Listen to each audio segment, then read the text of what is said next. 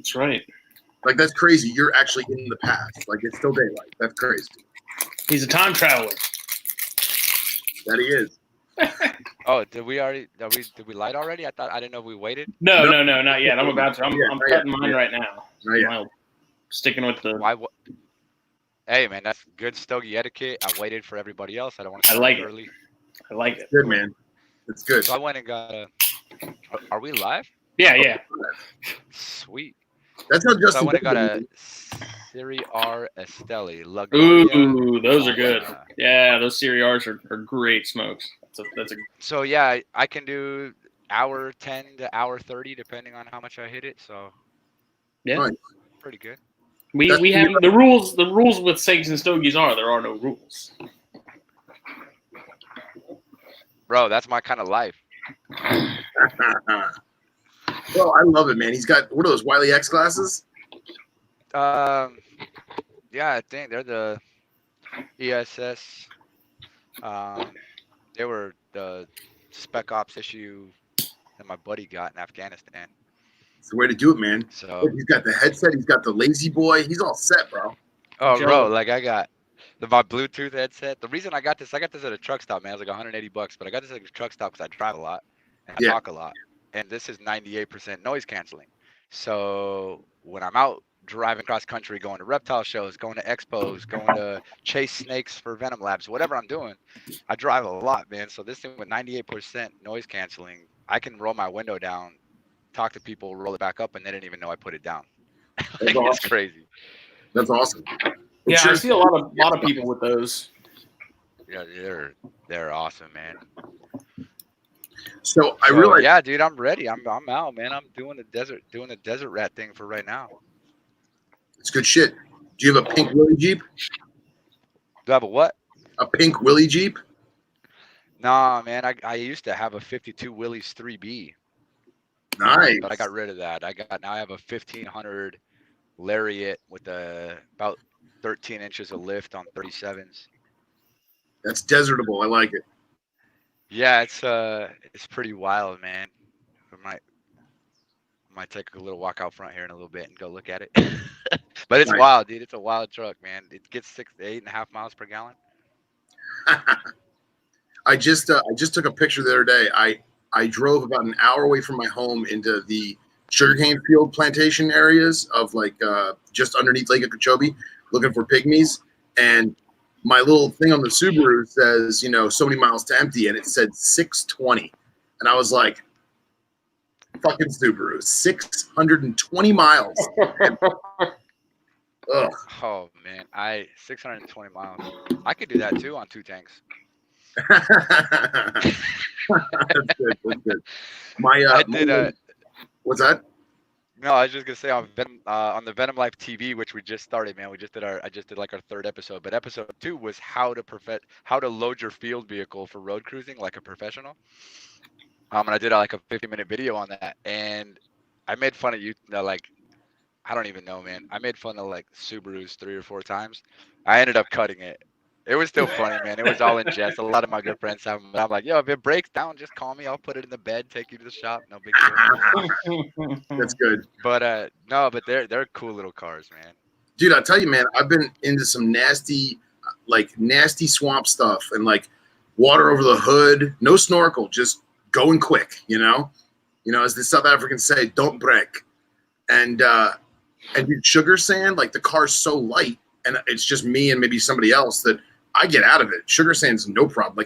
P and Cody's house has some rough sugar sand. Dude, it just muscle through that shit with that lightweight car. But it's funny because I'll be out in the glades looking for snakes, and there'll be some good old boys, some rednecks with some lifted trucks, and they're stuck.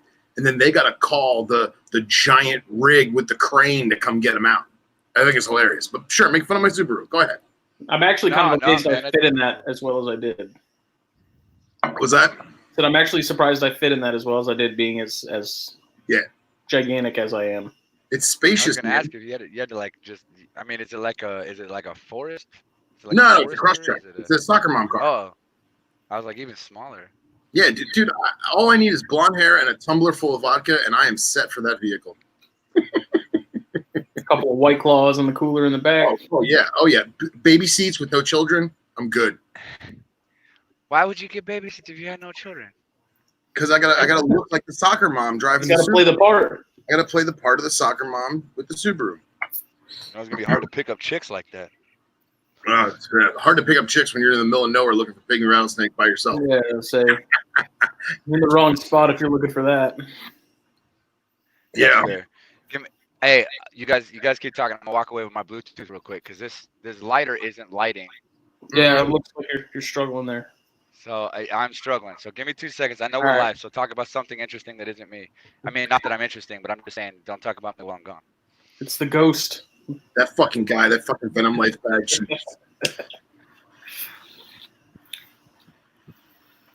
So how's your weekend going? I just can't see you. It's all right.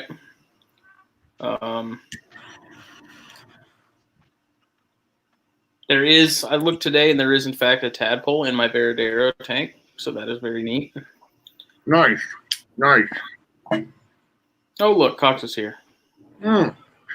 Awesome. What's up, Cox? You know, I realized this stupid hot garage. Dude, it's like 86 and it's what, 9 o'clock at night? Ugh.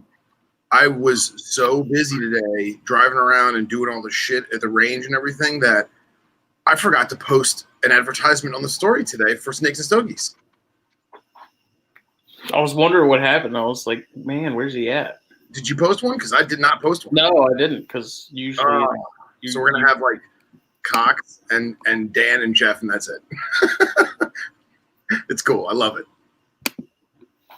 Well, let me see. What I also realized is, I guess I was not following Palmetto Coast Exotics YouTube on my non-reptile YouTube subscription. So I only get the notifications on the other one. Well, if I switch accounts on the app, it doesn't tell me, you know, that you posted a video or any reptile people posted a video, because the other one's like all stupid shit like music and gun stuff and whatever. So I had to like switch it back, and now I got to remember to leave it on my reptile page and go with that. Ah, Cox, we love you. Come on. We're your #1 fans. Who's #1 fan? Ryan Cox. Coxicle. The Coxicle. Gotcha. So you guys get to see who comes into the room? It tells us like if someone says something in the chat, we see it, but we don't see who's like. It doesn't tell us who's watching. Yeah. Oh. Sorry, man. I apologize about that. I thought I planned ahead, but I didn't. No, you're good. Yeah. There you go. There you go. Like a grown-up. Nice. Probably gonna taste horrible now. You're gonna freaking blast it. Not butane. Oh yeah. Nice. Hey, Jean, what's up, my friend? Cool, man. So, Okeechobee, man, did you find any sagas? Yeah, so it's weird, man, because they use a lot of pesticides nowadays, and the numbers of anything are super diminished. And you're super lucky if you find a rat snake in the cane fields, just because they use pesticides. There's a ton of trucks. They're always doing muck burns. So I don't know how many people are familiar with it. But basically, when sugar cane is like bamboo, right?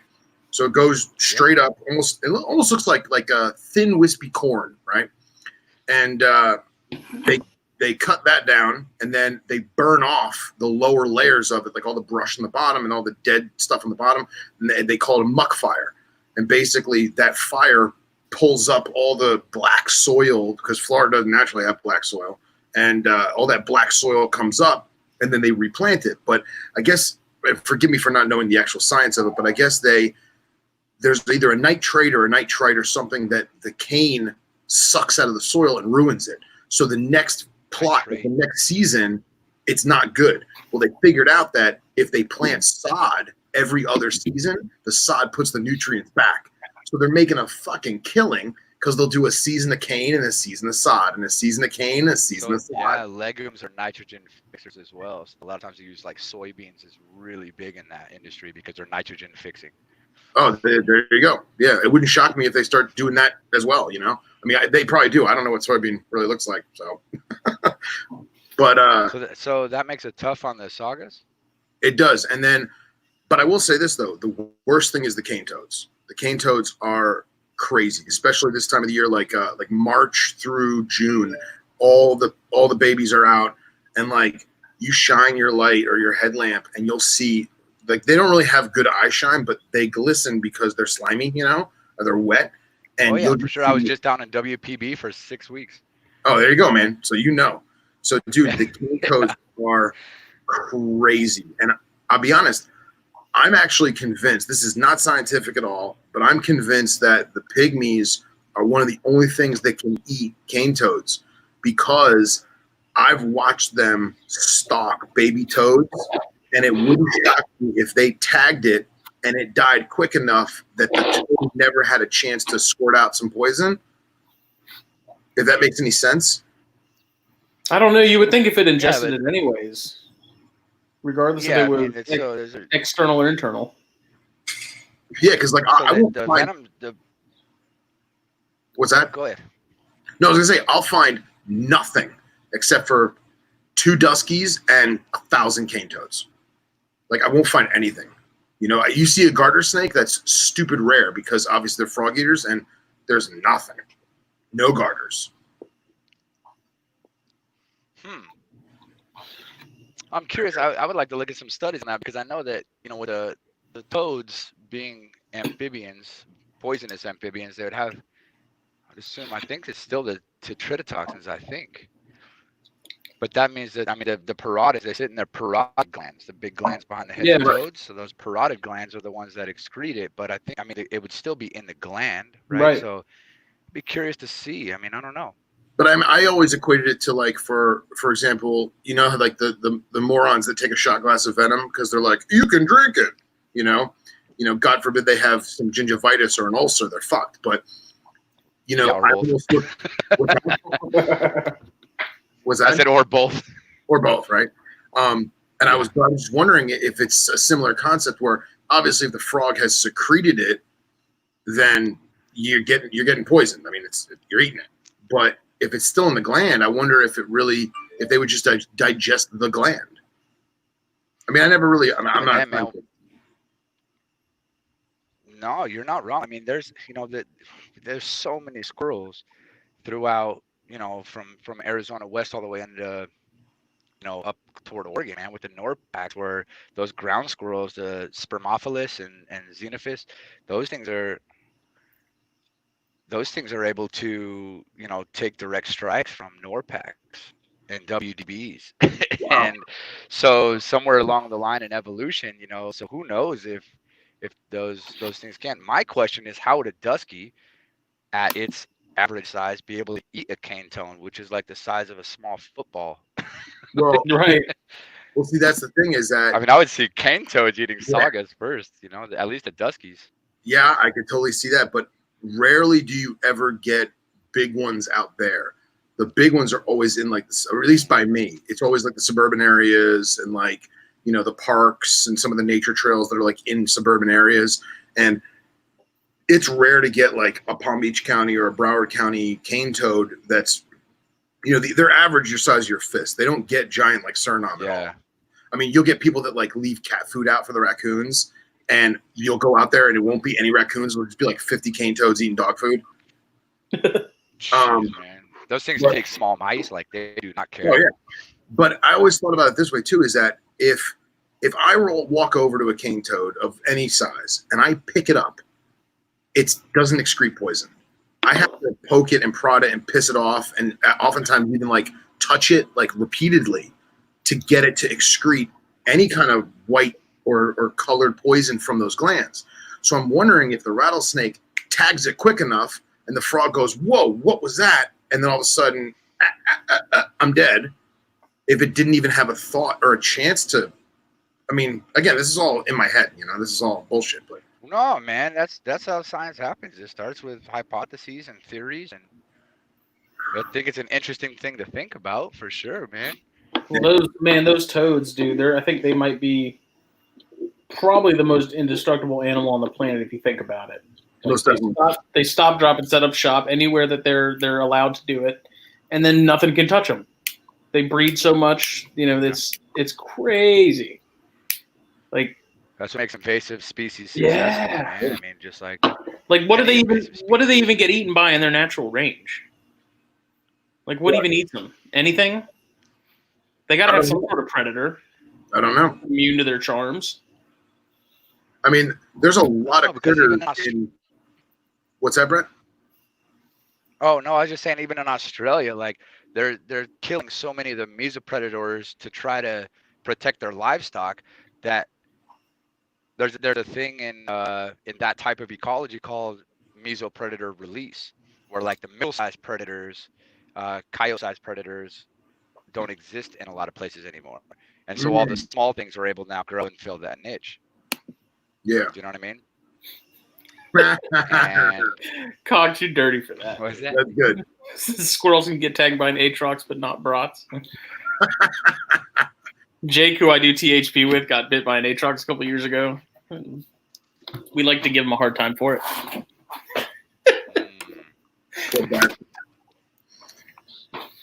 But yeah, that is cool, man. Thinking about like, the squirrels and whatnot, and like honey badgers, they're immune to most venom too, right?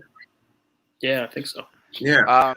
Yeah, I mean it's not a biophysiochemical, like, you know what I mean? It's not physiological that they are. They're just in a sense where like they just process it. They just take a nap and sleep it off, and then they wake up and keep going. Like, it's like for them, it's like it affects them similar to like how mono affects us. They're just like, oh, this sucks, and then they lay down for a little while. There we go. Like, and then they're good. Yeah. Who's this? Yeah. I believe that. So yeah, I mean, and if both drops, I mean, Jararakas can do it, man. See, and then I wonder if it has something to do with the types of venoms too, like because Jararakas are world famous for their ACE inhibitors, right? That's the exact species that captopril and lisinopril and all the high blood pressure medications, those ACE inhibitors that are used in high blood pressure medications, actually were derived from that in like the early 70s. The Jararaca specifically, not just any Bothrops, the Jararaca specifically. So I wonder if it has something to do too with like the different types of proteins, enzymes in their venom, if that helps neutralize it, and if only some snakes could do it and others could not. Right. But it is interesting in your like some semi-natural history notes to think that in driving around in one area, generally when I see a lot of things in one area, because I go back to a lot of places around the country every year, I tend to see a lot of the same food items, right? I'll be like, see 6 prairies, but I'll see 13 K-rats on the same stretch. Yeah. So you tend to see a lot of the same prey items when you see the animals. So to see all these Stogies and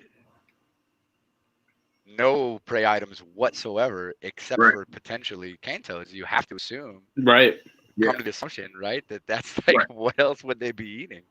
Yeah. If you're not seeing mice, what are they doing? It's not like mice. I don't know how much. Yeah, you're right. That's interesting. Well, all right. So like I've seen a really baby dusky eating a juvenile lubbard. You know, the big grasshoppers. Oh yeah. I was gonna say, do they eat cicadas like copperheads do?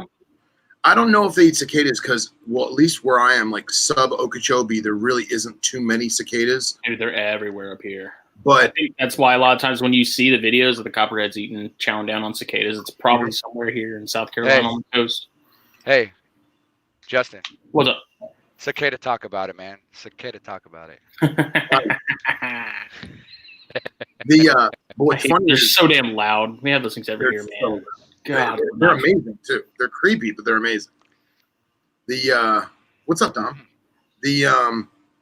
I watched the last week. I told Nipper and you about it, right? I pulled up and I was like, is that a pygmy? And like I pull my car up and I lean out the window with my headlamp, and sure as hell there's like a 8 or 9 inch pygmy chilling there, like in like a normal S position, and it's not rattling its tail. It's doing the Tremercerus thing where it's like wiggle, wiggle, wiggle, wiggle, wiggle, wiggle, yeah. You know? But it's stalking. Like caught alluring, yeah. It's stalking beetles. Like these funky looking cane beetles or whatever the hell they are. I mean, they're not like not like Dynastis. Not Dynastis. Is it Dynastis? Those are like the rhino beetles. Those are the Hercules beetles. Yeah, but ground beetles. Yeah, it's something similar to that was out there. There was 3 beetles, and you watch the pygmy's head, and he's like, this one, this one, this one, this one. No, back to this one, and his tail's just going.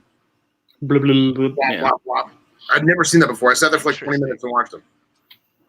It's pretty funny. I've come to learn with the chondros, you can tell how hungry they are by how like extreme their coddling is getting. I've got some where they like gently do it, and then I have some I walk in the room and they're like, yeah, you're definitely wanting food. Yeah, man. Huh.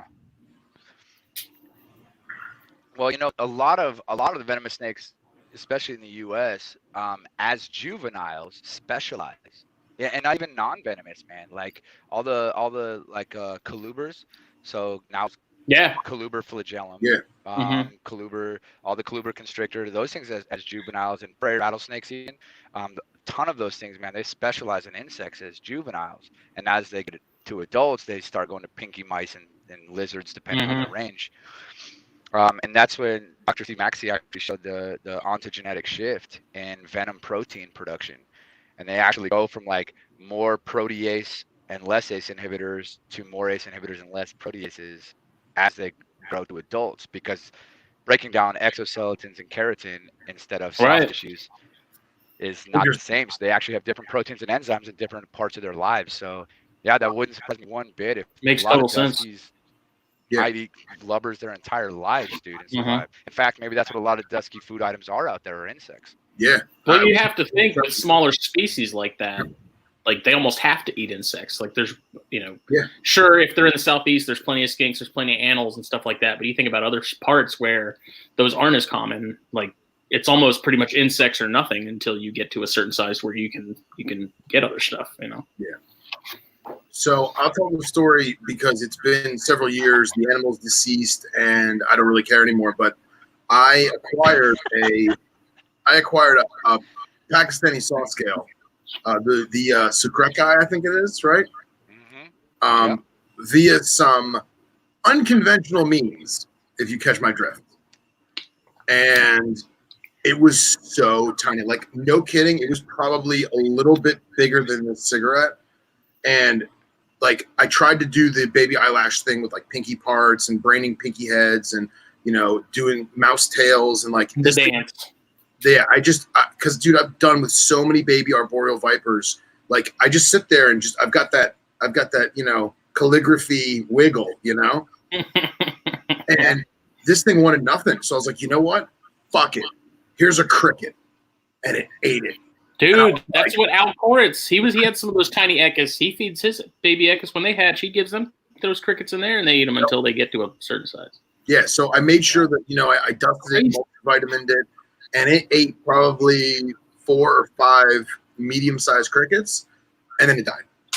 I mean, it came a long way in not normal transportation. Well, I wonder too, though, because I've also heard nematodes or crickets are usually fairly nematode heavy, if I'm not mistaken, depending on where you get them from. Yeah. So I wonder if that had something to do with it. It could have been, man. And like, I'm not really a big fan of crickets. Yeah, there's no neck cropsing that thing because it was literally like a gram and a half.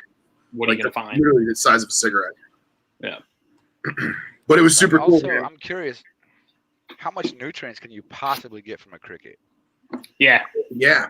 Like we know from all the lizard breeders, like dubias, go dubia, go superworm, mix it up. Like, you know what I mean? Like crickets, they're a little bit of juice and some. Yeah, they don't have much to offer. Exo, man. Like, like, what are you getting out of those things? Like, how can you survive on that stuff? I always did hornworms as like a treat, just because boredom. Why not change it up? But I never did it with those baby Underwoodosaurus that I got from Leland Ward. And dude, I've been giving them like maybe 3 or 4. I just said the word hornworms. 3 or 4 hornworms a week, dude. They are bulking up like. It's because it's all fat and all protein, dude. Yeah, and like their tails are normal looking, their belly's normal looking, but they're just like, "What's up? You got more bugs?" Yeah. I also wonder though, as far as like insectivorous snakes and stuff like rough green snakes, smooth green snakes, like their lifespan really isn't that long. It's like 7 years or something like that. And I wonder if because they're insectivores, like that has a part in it. Because I mean, certainly, I don't care. Even high metabolism, fatten those things up, right? But like even racers that are high metabolism and coach whips that are high metabolism, those still live a decent amount of time. But for some reason, like rough green snakes have a really short lifespan compared to pretty much any other snake species. And I wonder if it's because they're strictly insectivores, you know. So right. I'd be willing to bet that has something to do with it. Yeah, that's interesting. You have to think too, like, you know, through evolution and physiologically, like if you evolve to only eat insects, like I only eat 1 meal a day, and I've done that for 20 years, so I couldn't gain weight if I absolutely wanted to, because my body's like, you know, has this certain expectation for metabolism, right? So like over evolutionarily, you'd think that they would find a way to like maximize that, which obviously they do if that's all they eat and they can make it 7 years up at crickets, right? I think they'd be as efficient with that, or they wouldn't have made it this long, right? True. I don't know. That's interesting, man. It's crazy to think about. I love rough green snakes. It was actually. They're such cool little snakes, though, man. The little vine snakes of North America. Such cool little snakes. Ooh, you know what I saw dead on my street the other day, which I have not seen probably since I was 10. What's that? One of those earth snakes or worm snakes. Let me see. Well, it could have been either. They're not the same. Because worm snakes would be Carphophis vermes, and it's not even the same genus. I mean, it was a pancake, so I couldn't tell exactly which one of the two it was, but you didn't look at the belly? Dead giveaway, bro. No, it was blue-ish, but it'd have been pancake. I guess dry it out. It could be. Generally speaking, the earth snakes would be like rough or smooth. They're both generally like a from drab olive to kind of a sand color, right? I guess the worms are generally more gray, but it depends on the range. I've seen some really black ones and really blue ones too. So, do you have are there Sicilians in that neck of the woods or no? Here in Arizona? No, by Justin. Because I was thinking like that I could totally see like a baby Anfuma or something being civil. It was definitely a snake. You know? Okay. I'm fairly certain. I'm looking at pictures now. I'm pretty sure. I don't know how waffled it was. It was a worm snake, I think. Looking at the pictures now. Cool. That'd be Carphophis vermes, man. Those are cool little snakes. Dude, that actually, what's cool about that is vermes actually vermis, V-E-R-M-I-S, is the Latin word root for worm, actually. No, Cox, I did not do sexual favors for a Pakistani saw scale. It was put into... You did those for free. Right, exactly, yeah. It was shipped to a sovereign nation in Southeast Asia, to which point it was put into a wine bottle and shipped to someone in California, and then that person shipped it to my friend in Miami, who then handed it to me in a Chinese food container. Sounds like Florida. Sounds like Florida. So Bill Bradley said, most insectivores, it's based on diversity of prey. When you look at a specialist, it's things like termite and anteaters, very high protein items with specific nutrients. Otherwise, they're generalist. Even for worm eaters, highly nutritious food item due to their nature processing soil. Natural processing of soil. Yeah, so like a lot of the garter snakes, a lot of those natricids, man. I've seen ribbon snakes and garter snakes all regurgitate earthworms. And then blind snakes, obviously blind snakes are those types of specialists as well with ants and termites. So, well, those are also probably easy to catch too. Well, we're talking about, we were talking about dusty pygmies and what does something that small eat? Like, bro, what about the blind snakes? All those things are like, I've had blind snakes in my hand that it literally didn't reach a third across my palm. You know what I mean? And you know what? Yeah, that's. It wouldn't shock me if the Duskies are even, when they're born, even eating blind snakes. Yeah. I could see that. Yeah, I mean, bro, I mean, I think that I tend to lean toward the thought process that pretty much all snakes are opportunists. I've seen a garter snake eating a dead bull snake off the road. I've seen a checkered garter snake eating a dead toad off the road in the Chiricahuas. I've seen rattlesnakes scavenging. I've seen a prairie rattlesnake scavenging a king snake off of a dirt road. Wow. I mean, if they're hungry enough, Yeah. I've heard of. I mean, it's not actually that uncommon to hear of not coral snakes, corn snakes, cannibalizing. I mean, it's pretty well documented that it's happened in the past. Yeah. I don't know exactly what the circumstances were to where the corn snake felt the need that was a food opportunity, but Now, Brent, how dead was that roadkill that it was eating?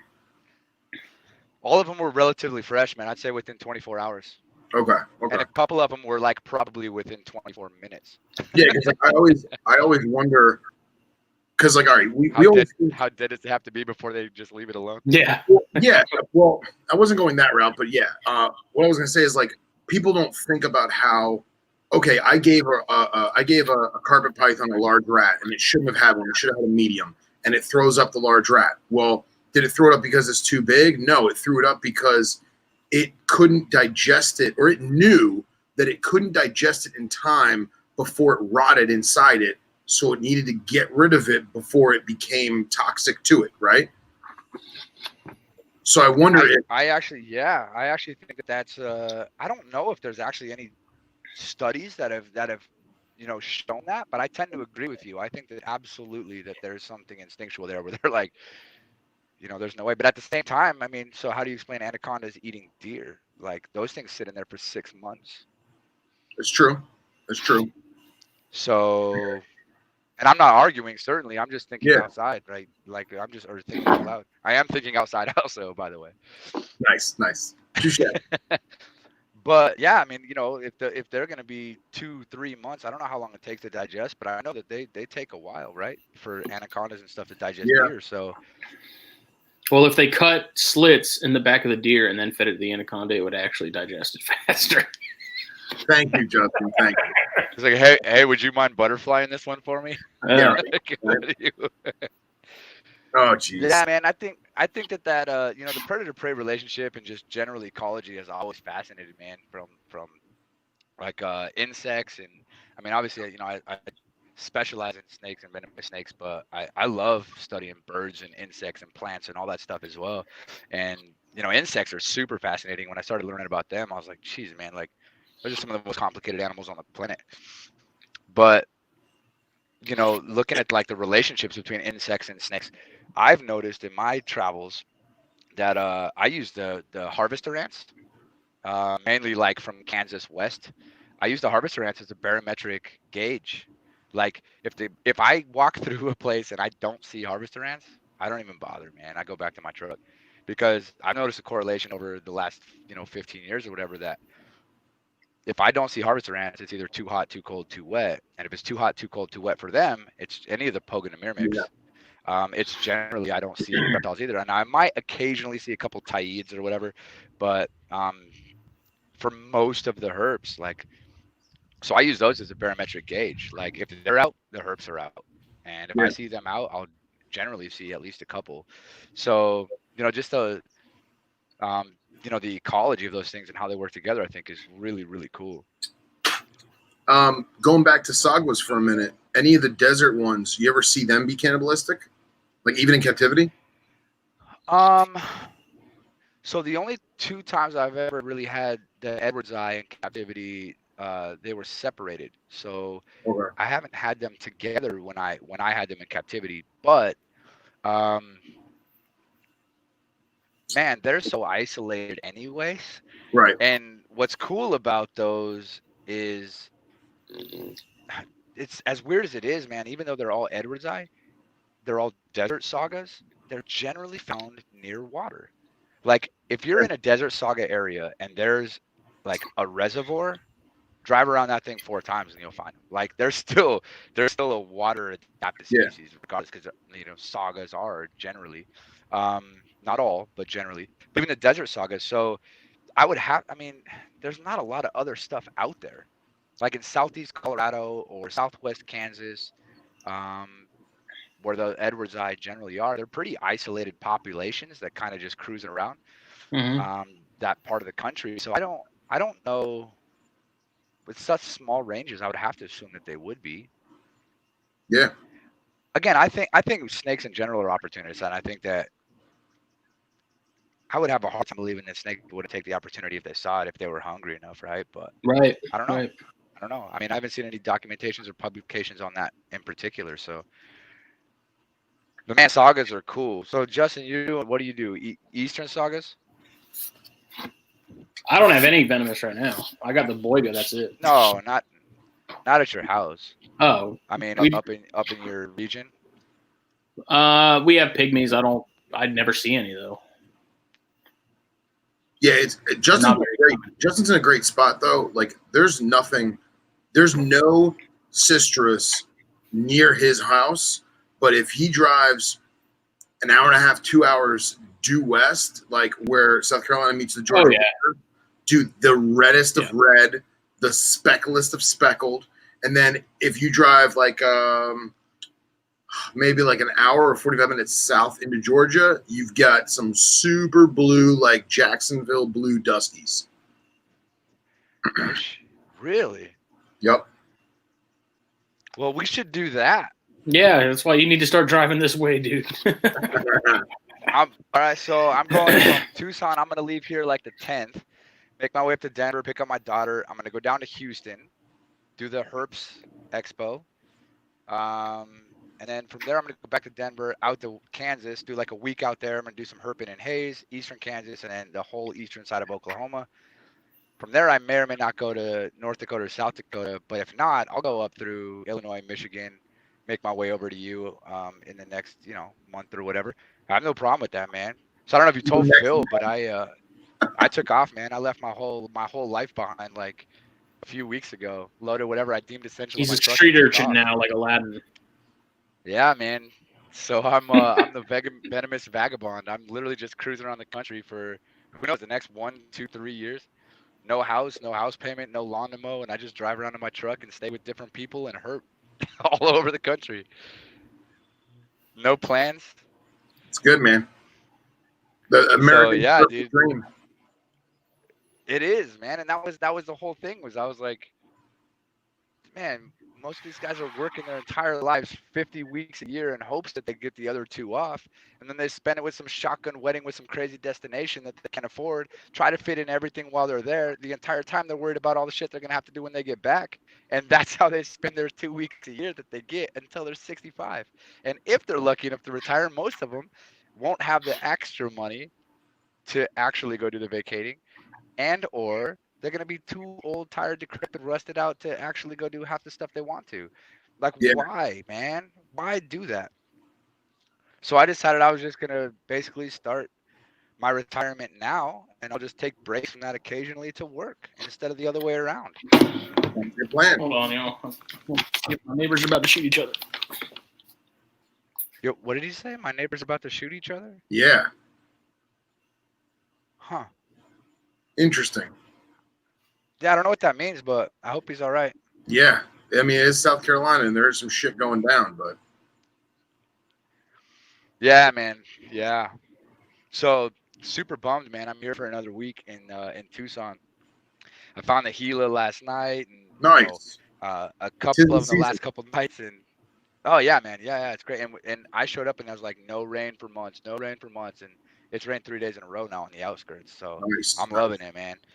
And then today, the governor shut down the entire state at 8 p.m. for the next week. He said, it's. I mean, I don't even know if it's deemed like an essential worker type thing, but apparently the governor shut down the entire state of Arizona at 8 p.m. curfew for everybody for the next week. Wow. And I was like, bro, how am I supposed to go get snakes if I can't work past 8 p.m.? Like, most of them don't even wake up till 10 right now. Like, what am I supposed to do? So I guess to be deemed essential, you just have to have a letter from your boss? Pretty much. So that's pretty cool. Since I work myself, I have my Gestapo papers, Bro, like. So I'm sorry, I'm going to be out collecting venomous You're- snakes for venom labs across the country. Like, what do you want me to do? Stop? Yeah. Get out of here. No, you're not allowed to drive in the middle of nowhere by yourself. It's too dangerous. So hey, are your neighbors shooting each other? No. What's going on? I don't know what's going on. It's What just one happened? day, I don't know. I have a neighbor down the street that we're pretty sure is like moving shit out of his house, like drugs, and Right. they're just being loud down there. I can't tell if people are fighting or if they're just being rowdy to be rowdy, but That'll happen. Just bring a bigger gun to the party and you don't have to worry about it. yeah. It's crazy you mentioned all the rain that you've been having. So last year, I have a friend of mine, a very good friend of mine. She's a biology professor at Grand Canyon in Phoenix. So my friend Brooke and I, Brooke's a zookeeper at Palm Beach Zoo. We flew out there for a week to do some herping, and we went in like the middle of March, and I've dreamed my whole life of going to see the Southwest, man, and herp the Southwest. And like, I'm a Western junkie, like black and white cowboy movies are my thing. And it was breathtakingly awesome, but everything was green. And I'm like, this is amazing. Like I'm in the Wild West, but why is it all green? And my friend Rachel, she's like, it's been raining for like a week. You're the luckiest bastard in the world. People come here 100%. year after year after year, and they never see a flower, and you have thousands of them. I'm like, all right, rock and roll. Only found one snake, but whatever. Bro, like the desert, the American Southwest desert, man, particularly like from the middle of Texas up through like the Big Bend area, all the way through, I mean, basically the entire Southwest, man, like through Sonoran Desert, the Chihuahuan Desert, all the way through Baja. Anywhere in there, man, if you can get there, it doesn't bloom forever. But if you can get there when the desert is in bloom, man, it's hard to beat. It's one of the most beautiful things in the world, man. And it does not happen very often. It really doesn't. And so I would agree with her. I show people all the time, like, you know, we got storms coming tonight. I'm hitting the road. We're gonna go find some stuff. And they're like, are you a storm chaser or a snake chaser? And I'm like, well, Kind of both, at it but down yeah. here, you got to do both. Yeah, like, out here it matters.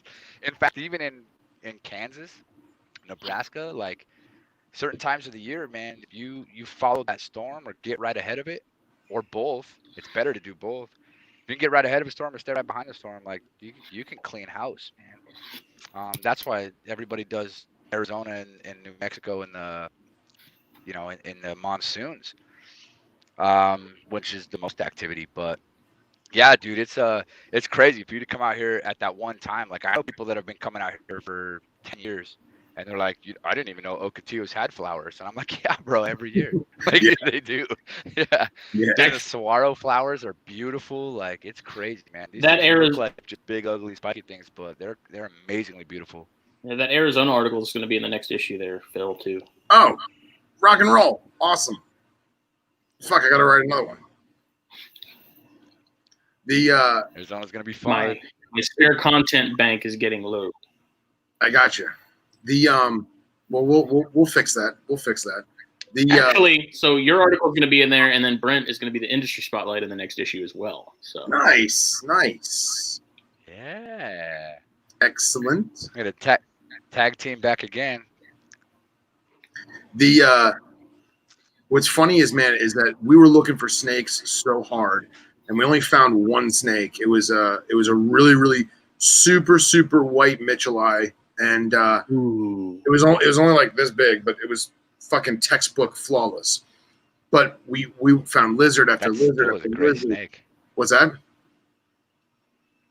I said that's still a great snake to find. find. Oh yeah, awesome bucket list snake. And dude, we're looking lizard after lizard after lizard, and you know I brought blacklight flashlights, and because I'm a scorpion guy, I love scorpions, man. So found died. Did it? Finally kicked the bucket. You're feeding it too much, bro. Dude, I hadn't fed it in like a month. Oh, okay. It happens. I'll get you another one. But we found a desert tortoise, and like obviously I bring it up in the article, so I don't want to talk too much about it. But that was the coolest thing ever, because like I am not a turtle guy in the least capacity. Like turtles, tortoises, like they're cool, not my thing. But dude, like desert tortoise in the desert with the flowers, I was like, bro, Bro, that's like 2 lifers for a lot of people, man. And you just knocked them out into a trip. That's amazing, dude. It's only because it rained. It's only because it rained. 100%. Yeah. We have a lot I'm of out here desert 2-3 times a tortoise. year. I've never seen a desert tortoise. Yeah. What's crazy is I'm eager to hear about your expedition to Eastern Oklahoma, because I had some friends that went out there for like family something, like a wedding or a bridal shower or something, and they found the coolest looking canebrake I'd ever seen in my entire life, and I had no idea that you dude, went the that far copper on those things are ridiculously beautiful. The last one I found was at Pontotoc Ridge, which is like, it's not accessible to people. You have to be brought on by, you know, the government officials that run it. But I was out there doing stuff, and we found one out there, and it was hands down one of the most beautiful timbers I've ever seen in my entire life. And you can find them all the way, dude. They go all the way through from down in the very southwest of Oklahoma, all the way up that whole third of the state into basically in Kansas. They go from the Flint Hills east through Kansas City, Overland, like Wichita. Really? And then they do that all the way up into the very, very, very, very bottom corner of Nebraska. Yeah. No shit. Yeah, dude, it's super crazy. But I've seen some really beautiful ones. I used to do that. We used to do a 5-day camping trip all the way down and back up the eastern side of Oklahoma. And man, it's amazing. That's crazy. Dude, like, yeah, you don't dude, think it's so cool, man. And we would clean house on salamanders. One time we got like 62 species of salamanders in 3 nights. Damn. Oh, I couldn't even, yeah, bro. Wow. And like nobody thinks, like, not to be insulting to Oklahoma, but like when I think of Oklahoma, I think of like Tornadoes. Broadway play, tornadoes, and I don't know, corn, maybe. But like I don't think of like crazy Moscow Mule copper timbers. Like I just like that. That's just not a thing to me, you know. Oh, dude. And there's depending on how you speciate your coppers, if you believe that there's one with multiple subs or 5 or 6 different species, however you decide you wanted to do it, there's like 3 that you can catch in that eastern side. Oh, nice. Which is super cool. Dude, I'm telling you, man, the salamanders alone. So what's really cool about the salamanders down there is just southwest of the Smoky Mountains. Now I know this isn't, now it's snakes, there's stogies and salamanders, but It's cool. It's cool. just southwest of the Smokies, man. And then you got the Ozarks, and just southwest of that, there's these 5 little like mountains that almost sit by themselves. And if you look at them on a map, they're actually sky islands. And these 5 little mountain ranges are sky islands, and each one of them has a different species of slimy salamander. No kidding. Which are poisonous. Yeah, and they're poisonous, which is super cool. They're black with white spots, but each one has a different species, which is super, super cool, man. And then you can get like just zigzags, redbacks. I mean, the slimies. Dude, there's so cave salamanders, which are super cool. Longicauda, you get long-tailed mole salamanders. Like, dude, we found so many. It was incredible. In the very, very, very southeast part of Oklahoma, you can actually get alligators down near Idabel. Which is super cool. Yeah, man, it's nuts, dude. Cottonmouths for days from the middle down. There's one lake there that you can walk around in the middle on the eastern side of Oklahoma. There's one lake you can walk around in. Probably every 15 feet you'll see one. Nice. It's ridiculous, man. That's So awesome. yeah, dude, like eastern Oklahoma, like that eastern third is a herping mecca, and I mean, I'm not obviously I didn't like, aside from the one place I did name, which you can't get onto even if you wanted to. You know, I'm not telling you what reservoirs they are, but I'm just saying, like, you know, it's I'm not going to give away any good spots.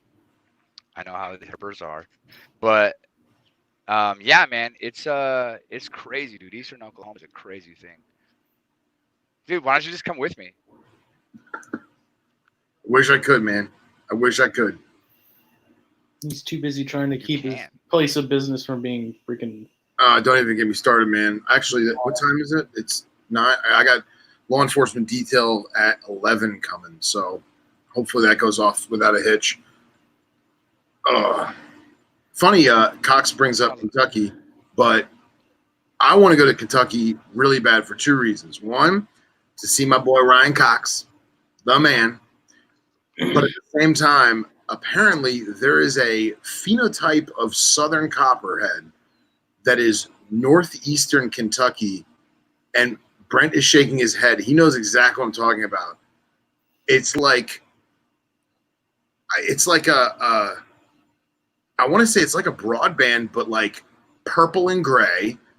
And then if you like took like watercolors and went like did blotched watercolors on, I have to get a picture.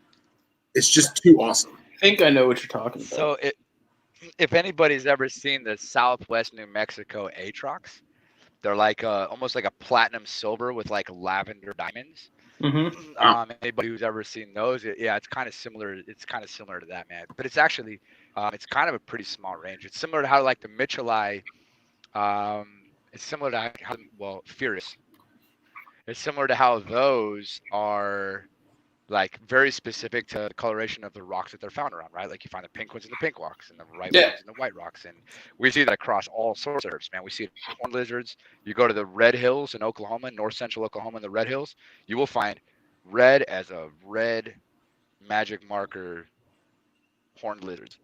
Like, dude, and they match the dirt 100%. And they're not dirty. You can wash them off. It's just that their phenotype, right? And yeah, so it's similar to that, man. It's not a very big range that those things exist in. But dude, if Cox can take you out there and see them, go see them. Yeah. Here, I just pulled it up. So this is a gentleman by the name of Clint, and he's on the All Things Akistrodon page on Facebook. And I need to screen share this because this has to be shown. You there? Look at that thing. Yeah, we're waiting. That thing is crazy. Is it playing? Yeah. Yeah. The thing is absolutely awesome. I can't fathom seeing that in the I've wild. seen it with a little bit more purple than that.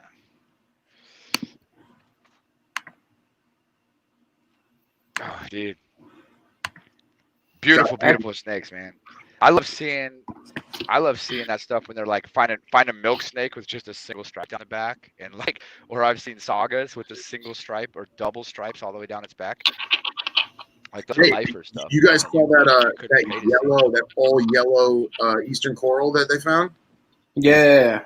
Dude, that was a snake. Those aberrant corals are sweet. Dude, and it's like canary yellow. Crazy. I gotta get more beverage. Oh, you'll like the next episode of THP we're doing this week because we have Kyle Vargas, the Clob King. He's gonna be talking about montane rattlesnakes with us this week. Yeah, dude. Phil's filling in for Jake. Bro. Yeah, Jake's gonna be on vacation, so Phil's filling in for him. And he was like the first person we both we didn't even talk about it. And then I was like, "Who do you want to have on?" And he was like, "Oh, let's get Kyle on." That was like exactly who I was going to mention to him about coming on because they know each other, and that's gonna be a sweet episode, man. Like I love those montane stuff, man. The like Michelai especially. You know, some of those. He has some Chihuahua clobberi that are just unbelievable. Actually, yeah. I want to show. Yeah. Let me see. Yeah, dude, screen share it. Yeah, well, we talked when I did my THP a few weeks ago. We talked about when I go do the Twin Spot and Arizona Originals every year, and like I said, man, I've known guys that have gone out 10 years in a row to get photos of Originals and not seen them. So to be able to go get one every year is awesome. Yeah, man. Trying to trick people into seeing my ugly mug up close. Huh? I said you're just trying to trick me into showing people my ugly mug up close. Yeah, get closer. Get closer. Well, I'm trying to find the Chihuahua ones in particular. They were right here. Yeah. It looks like an Ophrieticus, dude. It's freaking nuts. Yep. Yeah, that's some minty shit right there. Sick. But I'm sorry, man. I'm spoiled, man. I love that Franklin Mountain. The what? Yeah, I'm so excited for this episode, man. This is gonna be so. Oh. He's got Kasnakavai, which that's my favorite Vipera out of all of them, next to the Amidites. Those Kasnakavai are awesome. Yeah, That's super awesome. Super awesome. Yeah, dude, that looks like those things are like the sports car of the Vipera. Yeah, Absolutely. You know what I yeah, mean? that's a good way to put it. You know, like there's globs which are like nice cars, like a Lexus, and then you get like the really cool ones, which are like they're almost like the Mercedes BMW type, and then those ones are like those are like the Lotus. Maybachs or like an Yeah. Aston Martin DB7 or like a Lotus Elise. Like that's what they remind me of, man. It's like the supercar of Vipera. Yeah. And Cox, I will definitely find out. I'll message that guy Clint and find out what part of the woods we need to go in, so to speak. So, You know what I always Where is think of? do I know Cox? I don't know. Are you might be friends with him on Facebook. you need to be. So I know you probably I can't don't keep know. track I'm anymore, but I know you're full up. I'm sure. Well, yeah, I have 5,000 friends in, but if we're not, I'll make room for him, man. Because as I make my way out, He'll boot someone out. way out there, dude, I'll boot someone out, man. I can find somebody for sure. Yeah, there'll be somebody that posts something about, their opinion on something going on today that I'll just, that's enough. Bye. All right. So what's your opinion? If I wanted your opinion, I'd text you, and if I don't have your number, your opinion doesn't matter. That's how I feel about it. Bro, like I will text you if I want your opinion, and if I don't have your cell phone number, that means your opinion means nothing to me. I'm just. That's a good measuring stick. That's decent. So what is your I opinion? do the same thing with my email, man. People call me all the time about hey man, I sent you an email like 3 days ago, you haven't responded. I was like, that's because it's not a messaging service. Give me 24 48 hours to get back to you. If you want me to respond immediately to your email, I actually made my autoresponder for 2 years on 17 different emails. I made my autoresponder, if this is an emergency, please contact me by cell. If you don't have my cell phone number, your emergency doesn't concern me. But I'm just saying. So what's my opinion on what, Phil? Oh no, I was gonna say before I say that, was his request or his question like Venom Life gear related, or like just like a random ass guy asking a random ass question? No, it wasn't even like directed. It was just like 3 posts in a day that were like super one-sided government related.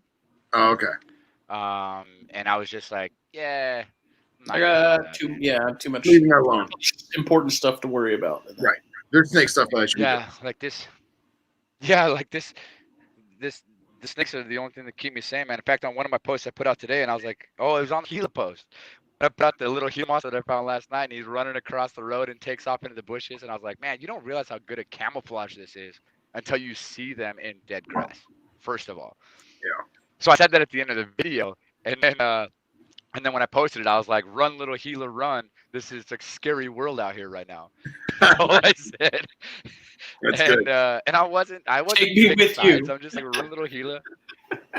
Yeah, man. Like it's not wrong to say it is a scary world right now. I don't care who you are, what you agree with. And so I posted that with my little Gila thing, and then I was like, and people say that I'm crazy because I work with venomous snakes for fun and for a living. I'm like, bro, I could stay 4 feet away, and I don't care how much that thing hates me. It can't hurt me if it tries.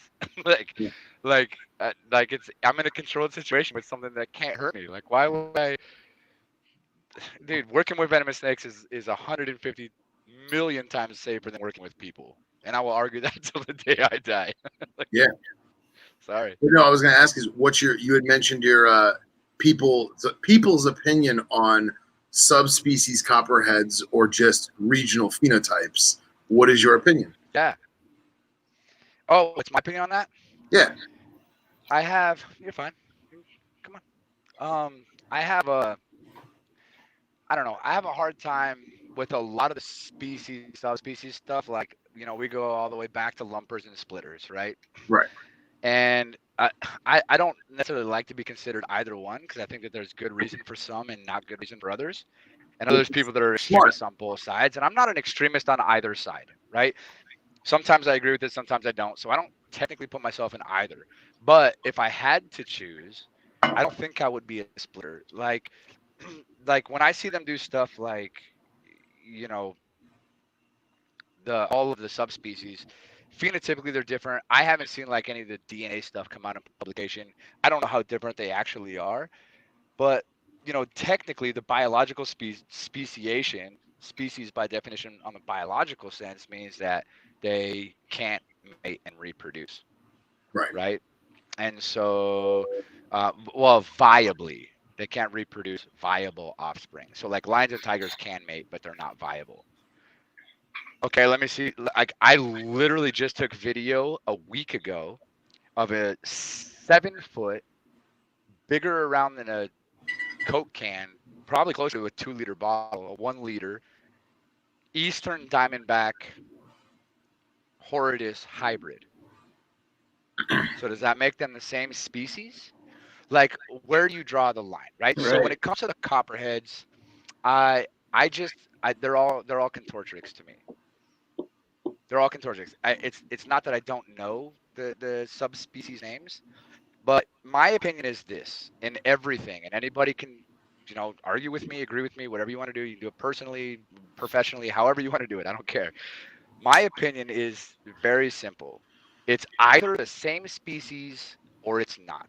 So if it's not Cistrurus catenatus and it's Edward's eye, then I'm not going to call it Cistrurus catenatus Edward's eye.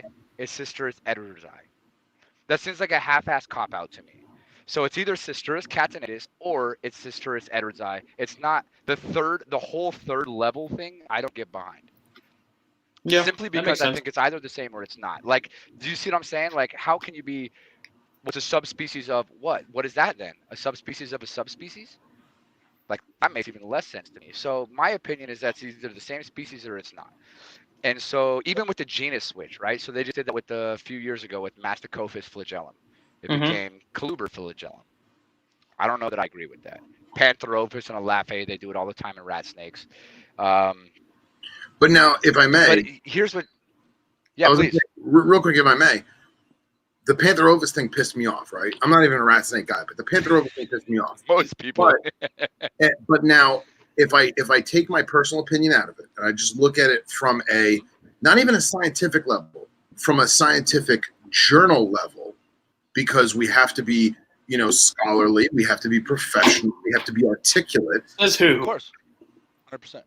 I assume that your contortrix are all the same, but you can't say regional phenotype from blah blah blah. No, you have to put melanogaster or whatever the hell it is. You see what I'm saying? So by them making the subspecies name is, in my opinion, them just using it on a scientific journal level, writing about these animals in some kind of scientific way. You have to give it a name. You know what I mean? So that when you see the name, that it's a broadband. So you can already assume exactly. Because you can't say broadband because broadband is so vague. You know what I mean? Right. I mean, that's how I kind of agree. And I could see that. Yeah. But then why do we call it contortrix? Whatever. Why can't it just be Phaeogaster? Whatever. Either if they don't breed together, if they don't breed, their ranges don't overlap. They can't mate in the wild. They can't produce viable offspring. Then by definition, technically, from the biological sense, they're not the same species. Okay. Yeah. So why call them contortrix at all? Why can't just the original one be contortrix and the rest of them can be melanogaster and whatever? Well, that would just be different things. Then there's more things to know then, right? Yeah, but now didn't we recently see that with a lot of the Crotalus? So like, you've got like Mitchellii pyrus, and then you've got people that just say Crotalus pyrus. You know what I'm saying? Like there's hobbyists and there's field herpers and there's normal Joes who they just take out the second name and just use 1 and 3. I don't see a problem with that, but then that's what I'm arguing for. Right. Generally, when it's acceptable. Like, so we did that in South Central and Eastern Kansas with the Cistrurus out there, the Massasaugas. It used to be Cistrurus catenatus tergeminus. It is now officially Cistrurus tergeminus. Okay. So you could have Citrus Edwards-i, Citrus Tergeminus. Now I know it's a desert saga. It's a South Central. It's an Eastern. It's Miliarius, not Miliarius dusky subspecies, right? Yeah. So, and that's, listen, this is just my personal opinion, right? I've done, Right. I agree with you. journals and articles and whatever, but I'm just thinking like, why? I don't know. I just feel like it's more difficult. And unfortunately, in the name game, in anything in science, particularly in herpetology, unfortunately, if you don't like the way things are, all you have to do is wait for somebody to die, and then it'll change. Raymond Hoser, cough, cough. Yeah, right. I mean, seriously, like, tell me I'm wrong. Like, that's the way it is in herpetology. If you don't like the way the naming system goes, you wait for somebody to die, and then it comes back out. They did it with Joe Collins. They did it with, I mean, it's happened time and time and time again, man.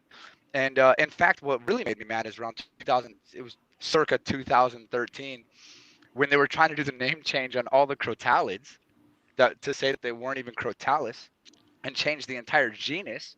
The guy that was heading up that entire thing was from Australia. Like, there's not even crotalids there. Yeah. So, I mean, but that's the kind of things, like, and unfortunately what we end up running into, and this is why it happens, I think, is because we've created ourselves, especially on the academic side, not necessarily the field herper side, but on the academic side, we've created this monster where it's publish or perish. If you're not publishing, you're not relevant. If you're not relevant, you don't get grants. If you don't get grants, you don't teach. You're right. And for people who make their living as professors, it's a publish or perish mentality. And I feel terrible for them, because they are pressured to publish, and that's why a lot of things get skewed. It's not because they're being malicious. It's because they have to publish something that nobody else has done in a way that it's never been done before, or they don't have a job next year. Right. Do you know what I mean? Like, Brian Fry lost his funding 2 years ago. Like, how does that happen? Well, do you know what I mean? Like, this is a real thing. Yeah. Mm-hmm. So, yeah, that's we're gonna save that from snakes to stogies. We're gonna save that for LSD and lizards. That's a whole other episode.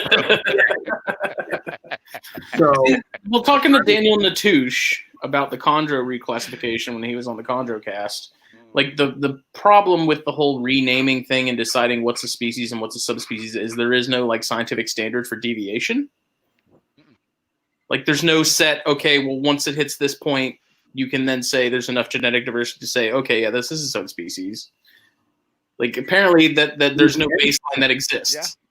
Right, but wouldn't it be any percent? Well, think about it. Well, that's the thing. Is like, we're 1% off from, chimps and gorillas.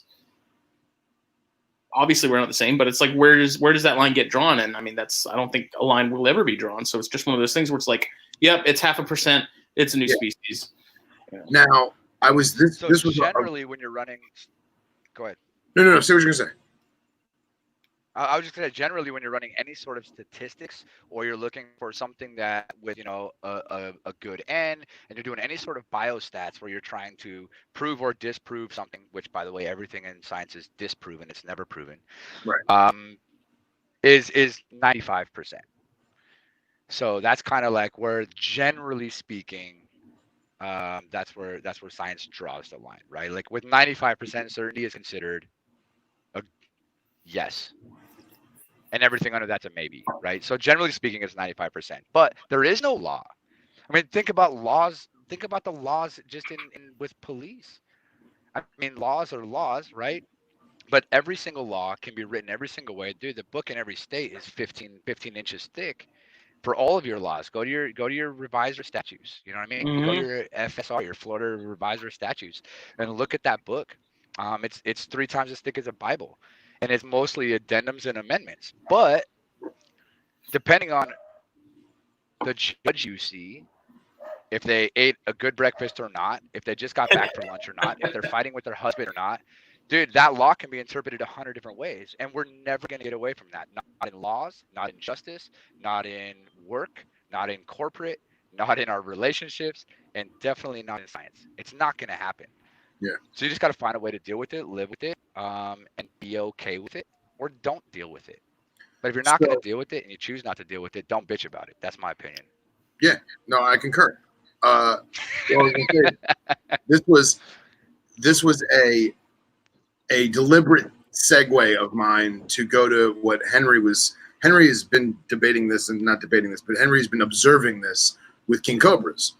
And you have several different scholarly individuals. Where's my article? It's coming.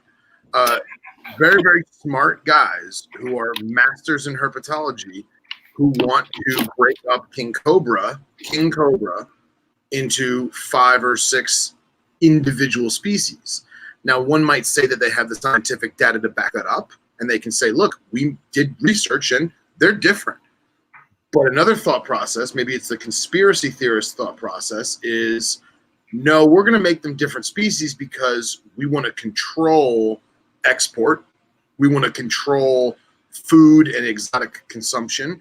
We want to have more CITES and more money and more CITES and more money and blah, blah, blah, blah, blah. So are they really different species, or do they make them different species?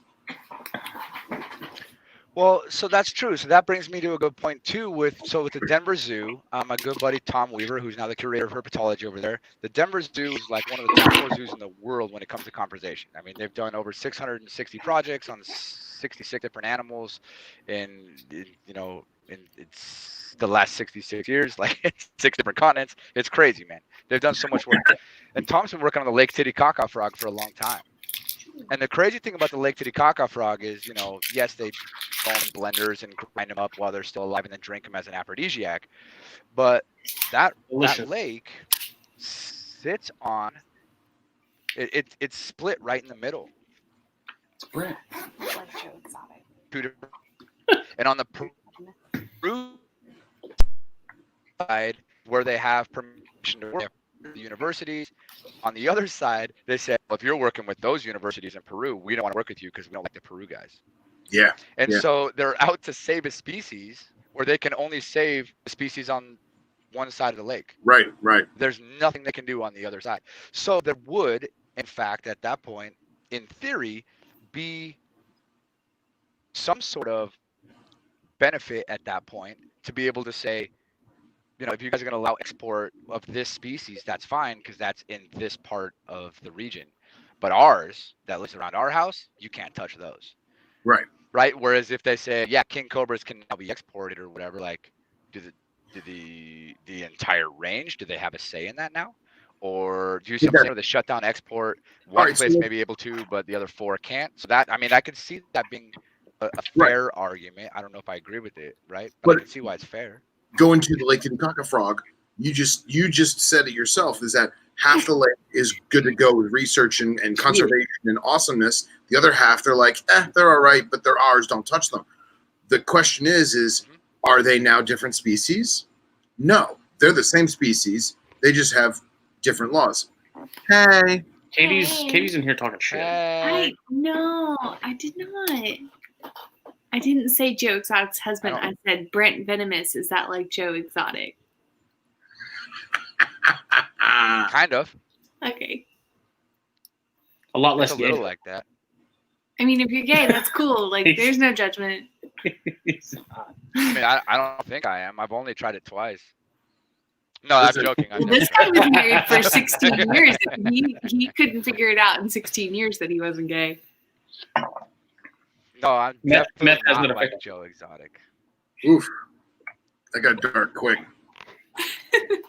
That bitch Carol Baskin. Yeah, it just got weird. Here, throw up what Henry said. What did Henry say? They are currently vulnerable. If split, they will become endangered or critically endangered, just like that. They are... Oh, the Ophiophagus?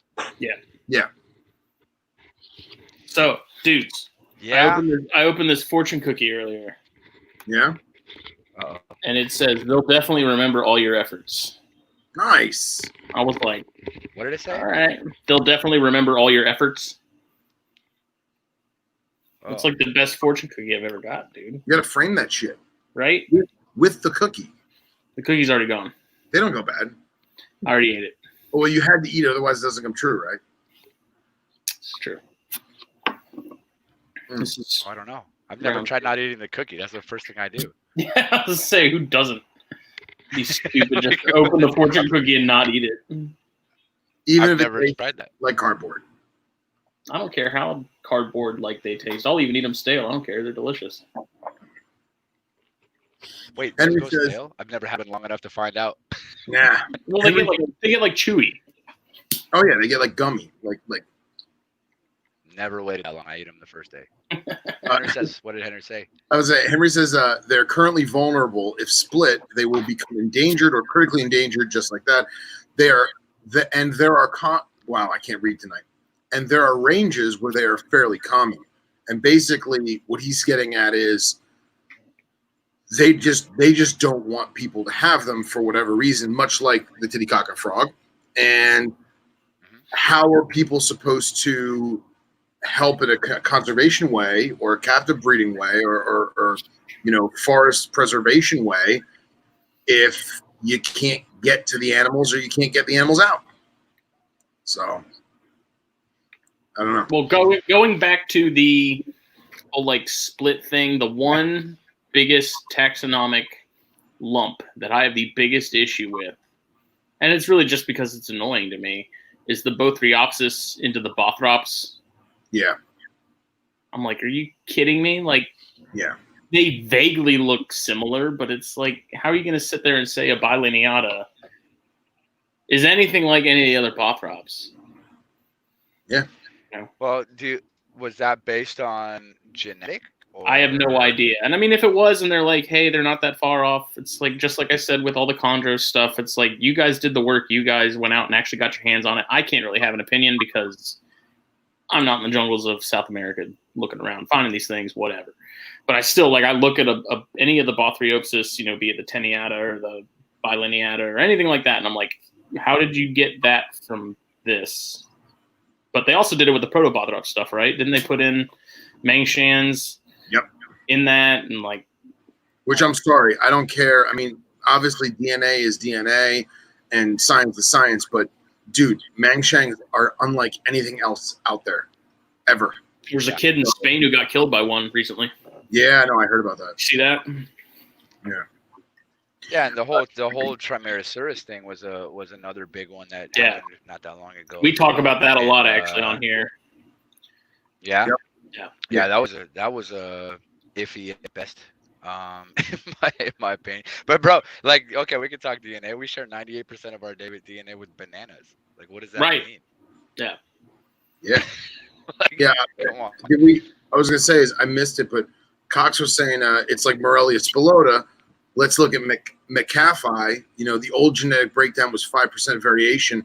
So McCaffey was 4.6%, which was more variation than diamond pythons, but just like Justin said, look at apes. So, I mean, I kind of look like 4.6%, which again seems stupid because it's 4%, but that's a lot. But in the grand scheme of genetics, that is a lot. That's a lot. When they did the chondro study, they found that Beox were 11% deviated, which is huge compared to stuff like that. I mean, that's a long time being separated from everything else to the point to where you get to 11% deviated from mainland populations. That's significant. I was going to bring this up because the chondro issue, of course. Did Natush ever touch base on Kofiau? Because you have obviously different phenotypes tied to the island. Are they all the same genetically? I'd have to go back to the paper and look. I want to say it's in the Viridis. Well, no, that's actually up northern. It's not. I'm out of beverage, but I'm wireless, so I'm gonna stick with you guys. You just won't see me, but I'm still with you. What you got? I'm out of beverage. I want a hammock seat like that. Yeah. Oh, you would never get out of it. I'd probably break it. I'm too big for these things. Dude, I break at least 2 camping chairs a year. But I need to go back and look at the paper. I have it on my computer here, actually. I should probably pull it up now and see. So, speaking of papers and taxonomy and stuff, because I'm such a junkie for that science garbage, I was trying to find a way to make a Dropbox account. All right, so Wolfgang Wooster has a Dropbox that he made specifically to put scientific papers in to share with people publicly for free on Facebook. I wanted to do that for the magazine community page, right? That way, every time there's a new species described or a new species found, if I can get the paper, I'll put it in the Dropbox, wham, share the knowledge, free for everybody, whatever. Even if I got to buy the paper from wherever, rock and roll. I can't figure out how to save some of the papers. And I think it's because like with like ResearchGate, you have to have like a scholarly login and stuff like that. But if you have papers that you've saved, like Nakush's, if you want to make another Dropbox, and we'll just do like the Herpetoculture Magazine Dropbox and throw them up on the community page, I think that'd be really cool. I think people would dig that shit. Well, I mean, even if I can't do it, we should just get it set up that way. I mean, I got professors that would be more than happy to be a part of that. Yeah, and that's my only issue is like making those things public if they're not meant to be made public. You know, yeah. Like this one, the Natush paper, you had to pay for it initially. I don't think you do now. But I'm looking at the paper now, and Kofiau are going to be Morelia azurea pulcher. So that is like the northwestern sort of area. Yeah, Kofiau is like 400 miles. It's off the IJ. Yeah. It's in and it's the like Bird's Head. 130 miles southwest of Biak. I'd have to look. You know what's crazy is that Kofiau article that Matt Morris sent me. Mm-hmm. I only did like half that article. Like the other half was literally all stuff about like the meteorology, the other flora and fauna, like geographic stuff. Like it was such a large. It was like a 15-page document, and so I was like, I told him I was like, I'm literally going to use the back half about this that talks about the chondros because this will be like a 20-page article if I use the whole thing. Which I kind of want to read now. Yeah, I'll have to send it to you. But it's pretty interesting. And I was like, I put in like the first little chunk that talked about the island itself, but there was a whole like 3 or 4 pages worth of stuff just about Kofiau, excluding the chondros. Yeah. What's up, Chris? It's funny because now Chris is in the group. Henry asked earlier, and I forgot. It's Chris. So, woodcock. So, oh hell. So Henry wants to know who made his hooks. Was it you or was it woodcock? The carbon fiber hooks. Yes, the carbon fiber. We don't make carbon fiber. Henry, you're making us look bad. Carbon fiber hooks. I'm trying to go back and look for it. But any hooks that were made by Woody. All of our hooks are handmade in the USA by a real Mexican. So Woodcock did all of them. I still need to get a field hook, man. I want a strong. Yeah, so Woody, you're on here, right? I can just rip a tire off a car with. Yeah. Oh, Woody did make that hook. Okay, never mind. So check this out. That was the one that was. I remember that now. I was in Orlando when we got the call for that hook, and I was like, I mean, we could try it and see if it's something we want to do. So he got like the one-off prototype. We never made it again. Like the Hen dog specialty hook. Hen dog. Yeah. So there you go, man. Is this signed? Like it should be. Like that was the only one we made, man. Are those difficult to make? Are the carbon ones like tricky to do?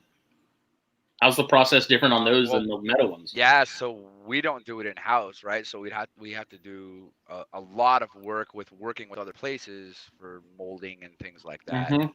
Have them manufactured. Whereas the stainless steel and aluminum, and even the hard steel, if we make like a field hook for flipping, when we do hard steel and weld it to the stainless steel, those are all done like in house by hand. And unfortunately, with the carbon fiber stuff, like we haven't been able to do that. But the reality is, I don't know. How does he like the carbon fiber hook, man? I don't even know. He loves it. He thinks it's awesome.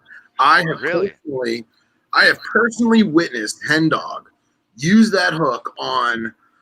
Let's see. He used it on Colette Snake. He's used it on a Poplin Black. He's used it on Siamensis. He's used it on juvenile king cobras. We used it on some Tremercerus. We used it on some. What the hell else? We use it on Henry, what do you like so much about it? Like, what is? Yeah, I want to know. I'm curious, man. I want to know what love is. And we've had people request that stuff, you know, for a while. They're like, hey, can you guys make this? Can you guys make that? We've had a few requests for those. Actually, to be fair, just so Henry knows, we've had a few requests for carbon fiber hooks even before that. But it was just about that time that we were starting to expand a little bit, and we're like, you know what, let's just give it a shot. So the other first 2 or 3 people that had asked us for that didn't get a shot at it, and he did. But I don't think we've made one since. Nice. Henry's got the one off. I don't know that we intend to. I mean, of course, as we grow and get bigger and get more support, more people buying, you know, we need that to grow, right? If people want us to make new stuff, they're like, hey, you need to make new stuff before I buy. And I'm like, you need to buy new stuff before I can make new stuff. Like, I can afford to just go out and start a whole new line when you're not buying the 3 that I have. So, you know, we're trying to grow and get the growth going as quick as possible, because the faster we grow, and I'm not begging for sales, right? I'm just saying, like if people are like, oh, you should make tongs, you should make collapsible, you should make more of this, you should make more of that, you should make, you know, carbon fiber, you should make titanium, and I'm like, bro, like, why? That's great. My Wonderful. tattoos aren't even finished. I'm clearly not made of money, man. I live in my truck and my tattoos are half done. Like, what do you want from me? Yeah. Like, we're just 2 dudes and only one of us makes hooks. Yeah, just Chris. like, I don't. It's like, you know what? No problem. We'll make the fucking thing out of platinum, but you got to give me the $450,000 for the R&D and the molds, and then we'll do it for you. No problem. But yeah, man. Yeah, we've had a lot of people come to us at the.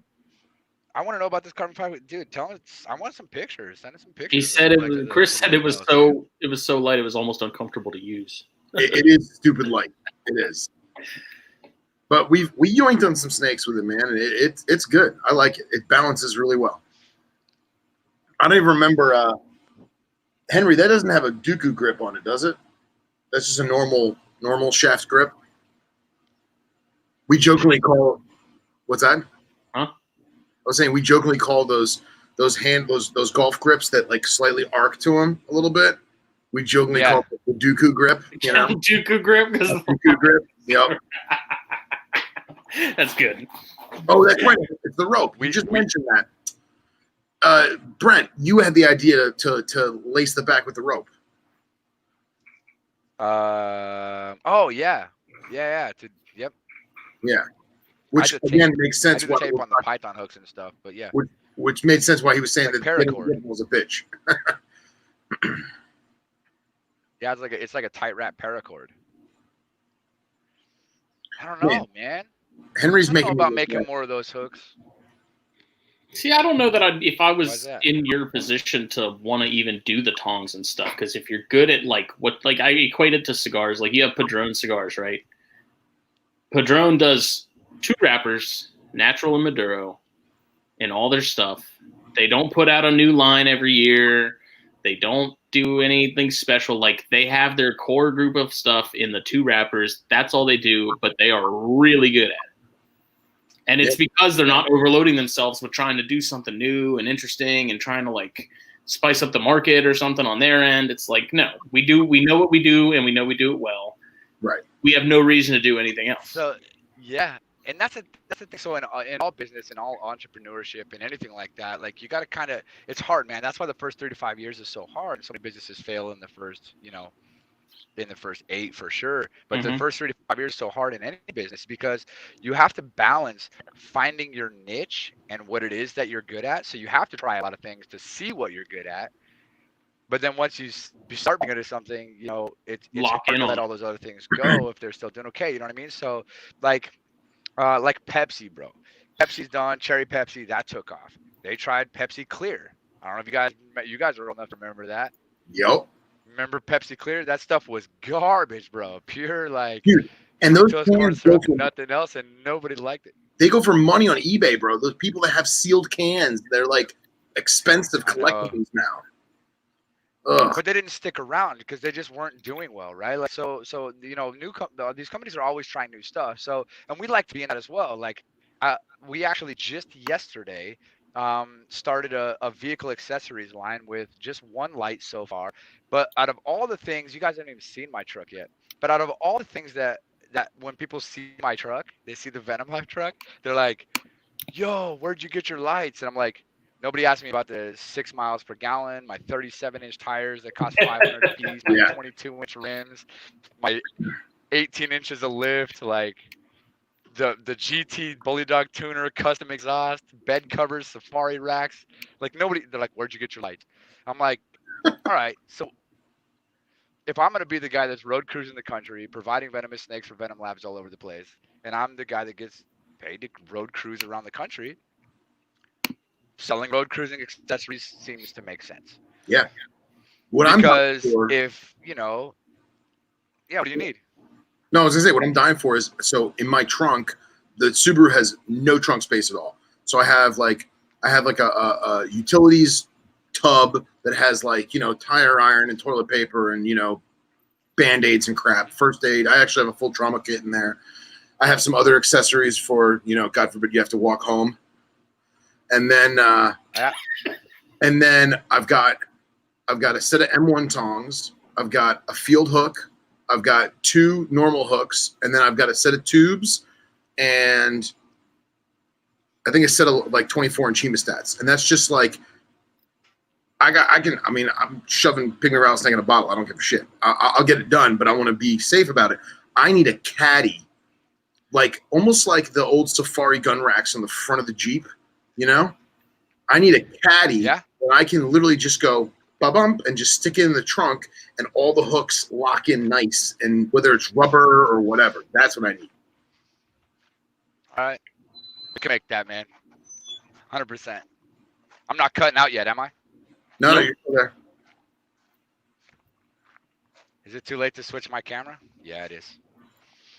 Did so just for you guys real quick, there's a big old Clarky here. Huh? Yeah, there it is. So on the Venom Life truck, fire racks, gas cans, like you name it, man. Right? I got the little spotlight.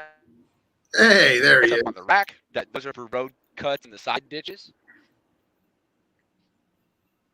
I feel like Exhibit should be jumping out anywhere at any point, being like, "Yo, dog, we put this rack on your bed so you can have your gas can and your snake hooks and your vampire hunting lights." Did Brent freeze, or is that just my screen? I think he froze. I think he might have gotten away from his Wi-Fi or whatever. Yeah. But Chris is here. Yeah. I'm sure Brent's running back to the connection right now. Yep. Well, it's working on it.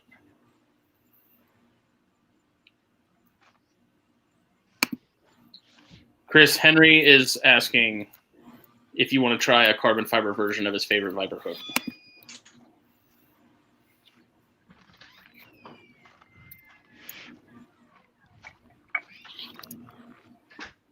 Who? What happened? Hello? You back? Henry. I'm back. Yeah, it cut out right when Henry, you think about gas cans and whatnot. It cut out. Yeah, so I got the 4x4 lights on the side, but I have a 48-inch light bar inside my grill, a 24-inch light bar mounted at ground level on my lift kit below my axle. I have 2 2x6 reverse lights going off the back, and now I'm selling 30-inch. They're actually on the website. I put them up yesterday. I'm selling 30-inch low pro straight light bars on the Venom Life website. And I'm going to start offering like 4 or 5 different, Woody and I, we're going to start offering like 4 or 5 different types of, Woody, all we can do is see up your nose, man. Sorry. Will the lights fit on my Toyota Avalon? Well, we'll make them work. Just duct tape those bitches to the front. We'll make them work. Oh, we lost 100%. The one we have right now is a 43-inch. It's a 43-inch straight light bar, but we're also going to be carrying 43 and 54-inch curved light bars as well. But I have a ton of lights on there, man. Everybody's like, "How do you get your lights?" And I'm like, "Cool." So we can tap into that market. So trying new things with this stuff is good, which is why we did the carbon fiber hook. But I didn't really ever get anything back to know how well it worked. And here's the thing too: is the easiest way to fail at anything is to try to make everybody happy. Oh, of course. Yes. Right. Yes. I will. If you want to know how to guarantee to fail, try to make everyone happy. So at the same time, you were saying about the first 3 to 5 years. What I think you guys have is you have a bunch of people that know how great the product is because they know you guys and they follow you guys and they're willing to beta test it for you essentially. And now not only are you getting excellent feedback, but you're also, you're not getting any feedback because it's already awesome. Does that make sense? Yeah, 100%. That's where we're at. So people ask the time, why don't you make tongs? I'm like, bro, I have 3 sets of tongs on my truck right now. They're all Midwest. They're all and even though Dana's our competition, they're all Midwest tongs. Yeah. Even though Dana is our competition, bro, those tongs, I tell people all the time, I said, look, listen, I use Midwest tongs because until I can find a way to make it better, I'm not going to make it at all. Bro, if I can't make something that I think is better for any reason, I'm not going to make it. Why would I purposefully go out of my way to make something that I think is subpar? Right. Exactly. So, and to be super clear, we're currently working with different engineers to try to make a better tongs. Cool. You know what I mean? We are. And a better collapsible hook, because that's the same thing with collapsibles. Why don't you carry collapsibles? I was like, because until you've had one up in the air and a Viper comes back at your face, or you've had a Cobra at arm level, and then the collapse breaks, until you've closed it in your car door one time and it explodes like a shitty light bulb, like until I find a way to make those things better, I'm not going to make them at all. Right. What are you working? What are you doing out there, man? Dude, am I working? I'm always working. You know me. Me too, man. But Pimping ain't easy. But see, Woodcock is Mexican, man. So when he says he's working, he means he's working his hands. When I say I'm working, that means I'm working my mouth. Totally different. But we're both working. Yeah. Unbelievable. I just got a call from a guy that I used to work with that had 2 red rat snakes in his attic. I had to go to his house and actually get them out. Why, bro? Now he has to set mouse traps and everything. Yeah. But one of them got away as we were getting it out of his house, and the other one I brought home with me. But the guy was going to give me $50 to come to his house and get him out of his attic. But a little Florida red rat. Look at that. Nice. Yeah. So Phil's just out the Okeechobee, right? I'm sorry? Yeah, I'm Where are you at, Phil? I'm in Boca Raton. Oh yeah. We were just there, right? What were you guys doing in We were Boca? just there a couple weeks ago. Back in West Palm. What were you guys doing in West Palm? Brent was there for 6 weeks. We were working for a buddy of mine who was trying to get something going, so we gave him some time to get something. Say that again, Chris. I lost you. We were down there working for a buddy of mine. You gotta get closer to the camera, bro. How about this? Can you hear me now? Oh yeah, way better. Way better. Okay. About that. No, we were down there at West Palm working with a buddy of mine on some COVID-19 stuff that we were trying to get launched, and it really didn't pan out to be much. It's still not over yet, but for right now, there's nothing really going on with it. Brent was there for 6 weeks, right, Brent? Well, I was in Florida for 6 weeks. I was down there for 5, and with you in Central Florida for 1. Oh, hard to. You guys didn't do any herping while you were down? Not down there. We did some up here. We did what 1 or 2 nights, Brent, here? Yeah, we did like 2 nights, a couple of red rats, and nothing too crazy. But I mean, that was still in, April. No, that was in May. April, and then early May. Yeah. Yeah. So yeah, I feel bad. I don't. So there you go. Yeah, but dude, it's snakes and stogies. You're the only one that brought snakes. So to be fair, that's good. Held up your end of the deal. Nice way to make a guy feel better. That's cool. I like that. That's cool. Justin, you're in South Carolina, right? Yeah. Where? I'm in Beaufort, which is like 45 minutes from Savannah, right over the border. Oh, okay. Near Hilton Head. Okay. Yeah, I've been to Hardyville. Yep, that's pretty close to us too. That's 30-minute drive. Yeah. Okay. Yeah, nice. Very cool. Yeah, there ain't nothing in Hardyville. There ain't nothing out there. No? Sounds like a terrible movie. The Hardyville Massacre or whatever? Hardyville Horrors. I had an uncle who was a cop out there for a while, and there's like a major, I think maybe 95 runs through there or something. Yep, that's right. Ton of guns and stuff coming, like getting traffic through that highway and stuff. They were Oh, speaking of that, are you guys having the problems we're having down here? I mean, I know you, Phil, probably down there are having it. They shut down 95. They just shut down I-4 up here because of all the people stopping traffic and pulling people out of their cars and stuff. You have no idea. Yeah, I don't. I just heard it is a complete and utter shit show. Wow.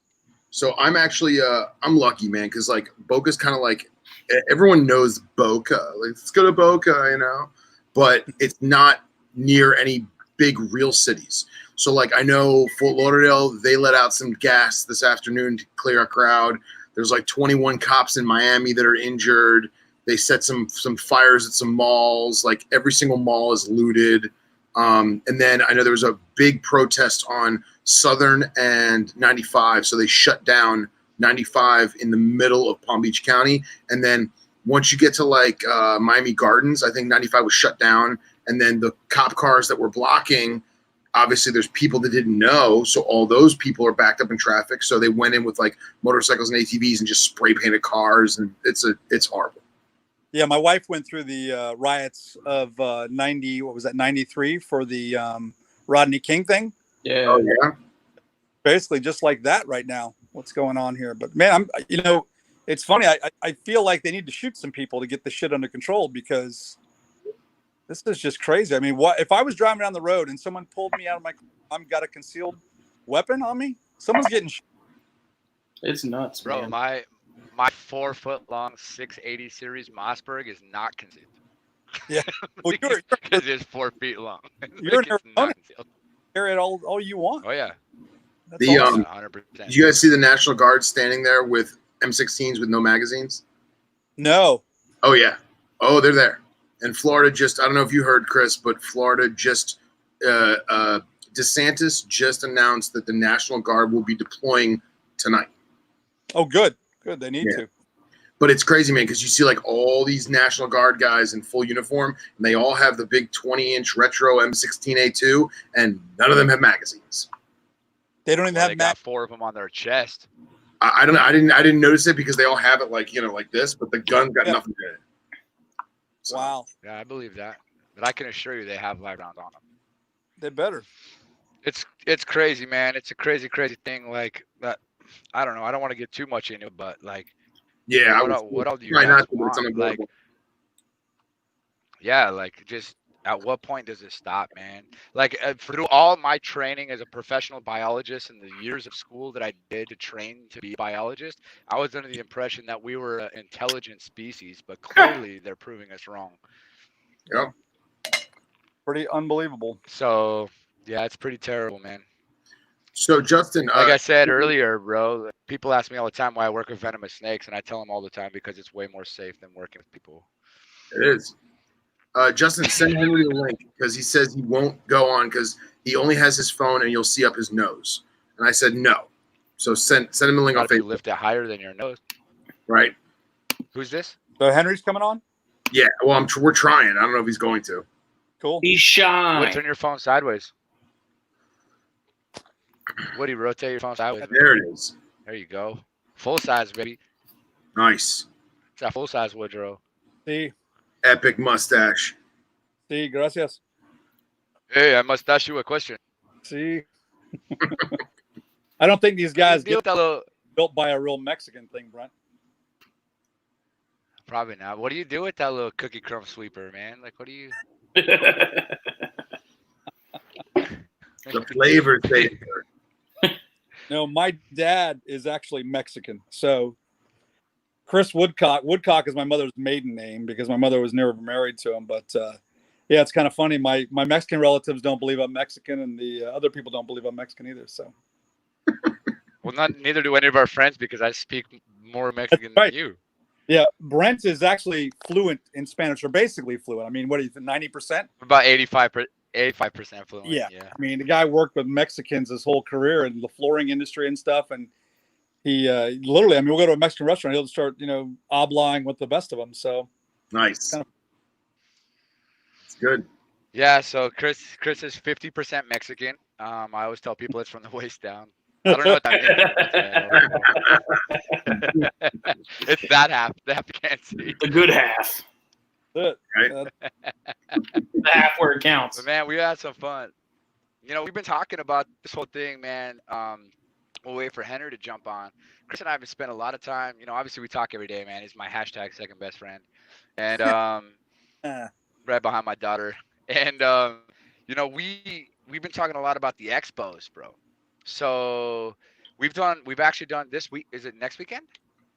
What, the virtual? Next weekend is the next live stream. The virtual, yeah. So I this will be tried to our get into that third last one, virtual man. Expo. I couldn't get into that last They one. had technical difficulties. Yeah, dude, their They had servers technical- crashed. Yeah, it took Yeah, an they hour. had way more people than they expected. So the Yeah. next one should be good, man. Come next Saturday, Justin. Because I plan to. again Yeah, there, I definitely but plan to. Well, I talked to but Tom we about also talked doing, about like having the magazine on yeah. there, and Pending is the magazine. So I was going to do that, and I paid for a ticket and everything, even though he sent me a free one. And it was my daughter's birthday party that day, and so I was like trying to get on early so I could just check it out and see what it was about, and then hop off and go on about it and plan for the next one. But it's not a big deal, bro. yeah, it's not. I wasn't mad or anything. Kids There was are a bunch of people that were getting really pissed and stuff about them. Like, they're like, what do you? It's okay. You know, it's not that big of a deal. Like, they're gonna do another one. You know, oh, I want a refund. I'm like, really? It's like $5. You can't fork over $5 to help make it happen. Tom did the right thing, though, dude. I mean, to give everybody that tried to get in or was in free admission to the next one and invite a friend for free too. I mean, he's given us. We had the premier vendor spot or whatever it was called, I guess. Mm-hmm. You know, like the premium sponsor. Premium, yeah. So he gave us that for free for the next one. We paid for this one, of course, but he's giving the next one to us for free. I mean, he's trying to do as much as he can to make it right for everybody. So I give the guy a lot of credit. You know, I don't know that everybody could pull that off. Yeah, no. I mean, that's that kind of thing. I can only imagine. Like, you can be prepared as much as you want, but you know, if the server thing, you're not going to know what you need and don't need until you realize what's happening. So many people. I mean, we're talking like a couple hundred people trying to get on at one time. Yeah. You know, crash. Never. They already moved it to a tier 2 after the first one. They moved it to a tier 2 server, and it still wasn't enough, man. But running a first virtual reptile expo in a community like this, like, yo, that's like pregnancy, man. Like, anybody that's ever had a kid, you're like, bro, you spent 9 months preparing. Yep. You're prepared, and then she's like, yo, it's time to go, and all your training went out the window. Like, dude, it doesn't. Like, you are not ready. You thought you were ready until it happens, and then you're not. It's a lot like that. Side note, so Dominique is one of our friends, and she just placed her first life order. Yes, I saw that come through. Thank you very much. So now she's part of the cool kids. Yeah. What did man? Got? What'd you get? She said a hook, right? Oh, there you go. I don't know. I can't get to look at it because I'm on the phone and I can't get off. Yeah, just placed an order because the only hook I currently have is one of those collapsible Zoom Ed things. I got to tell you. That's what I'm saying. But you need more. If you 2 iPhones, and you can make. I don't know if you guys know anything about this with other people that you deal with, but it's kind of funny because Brent and I have been talking about this the whole month. You know, everybody in the reptile industry's business, and probably other people's too, has just gone through the roof, and you never saw it coming. I mean, I honestly never would have in years thought that it's been so busy. Our buddy Chris Nettles that owns Sea Serpents. Oh yeah, Chris is my boy. Yeah, Chris said he wouldn't even be able to go to any show had this stuff been going on, or had he had any shows to go to, because he would have been so busy filling orders out of the shop. There's just been no way. Yeah. He literally just had to drive up to North Carolina today, pick up a racks from a guy that he sells to wholesale for him. He had to pick up all the racks because he can't get any heat tape out of Massachusetts. So he drove up there yesterday afternoon and left there this morning, like at 9 o'clock in the morning or whatever, to come back home, because he had like 19 racks he had to have orders placed for, and the only way he could do it was go up and get them back from his vendor because he had no heat. Yeah, it's been crazy, man. You guys seen his newer shop? Pet stores are taking off. What's that, Brent? Say that again, Brent. The whole reptile industry, pet stores they've been going through the roof since COVID, man. Pet stores are doing great, and I love it. What were you saying about Chris? I was saying, as you guys have seen that, I don't want to call it new because he's had it for a few years now, but that newer warehouse he's got. Yeah, we've been there a few times. That place is great, man. I love he's got all those bullet cages in there. I will tell you that Nettles is the reason we exist for the most part, because I drive with Chris Nettles to like Henley and to Arlington and to California when we were actually driving to California. So it's me and him and Brian that drive together. Yeah. And really, I would have had nothing to do with going to Tinley maybe once on my own, but thank God he's there to let us go with him or let me drive with him. You know, it's all he says. All I need for you to do is drive, and you're good. So, you know, but he's without Chris and Sea Serpents, man, like we probably wouldn't be as Get Hooked or Venom Life. We'd probably be where we're at without him, man. So he's been a huge player in helping us, man. Big supporter since the beginning. Believed in us, supported us, and helped to make sure that we were able to like grow the business in that industry well. And like Chris said, bro, like we put our stuff in his trailer. Chris helps drive. He brings us to the shows. Like, I mean, he's been an amazing supporter, man. We wouldn't be where we're at without him. That's for sure. And dude, did you guys know him when he had the restaurant or no? No. Oh man, so Chris used to be part owner of a restaurant. It was like a sports bar, and down the street from where we all live, because I live like 10 minutes from his house, and he would get us so trashed. It was horrible. In his Philly bar. Oh yeah, and the Philly bar, man. It was Eagles game. Oh my god, it was amazing. You're like, bro, this Eagles game is from '78. He's like, yeah, but it's an Eagles game, so we're watching it. Yeah, literally. Yeah, dude, and we could rap on him. That's so funny. Yeah, so and funny. we would go there and like he would just you guys know Jay Eaton? Yeah, I know Jay. All right, so he would feed Jay drinks, and then Jay would be like, "I'm not, man. Just take," and I'd be like, "Fuck." And the two of us would be looking at each other and be like, how did we get this way? And then Chris would come by with like appetizers. He'd be like, you're not paying for this. And he would just like meander into the darkness. And that's what we did like every Friday. It was horrible, horribly awesome. He's a great guy, man. He's a great guy. Super individual. Yeah. Much fun. You know what's I need to messed get up down there, man. With the virtual shows is like there were people that were complaining and saying that the virtual show thing was like a ripoff and they were taking advantage of people in like COVID times or something like that. And I was like, come on. What else are people supposed to be doing? Like, you don't have to pay and go to it. Yeah. It's an option. I don't think so at all. I don't think so either. Babies that are trying to get rid of mandatory this summer.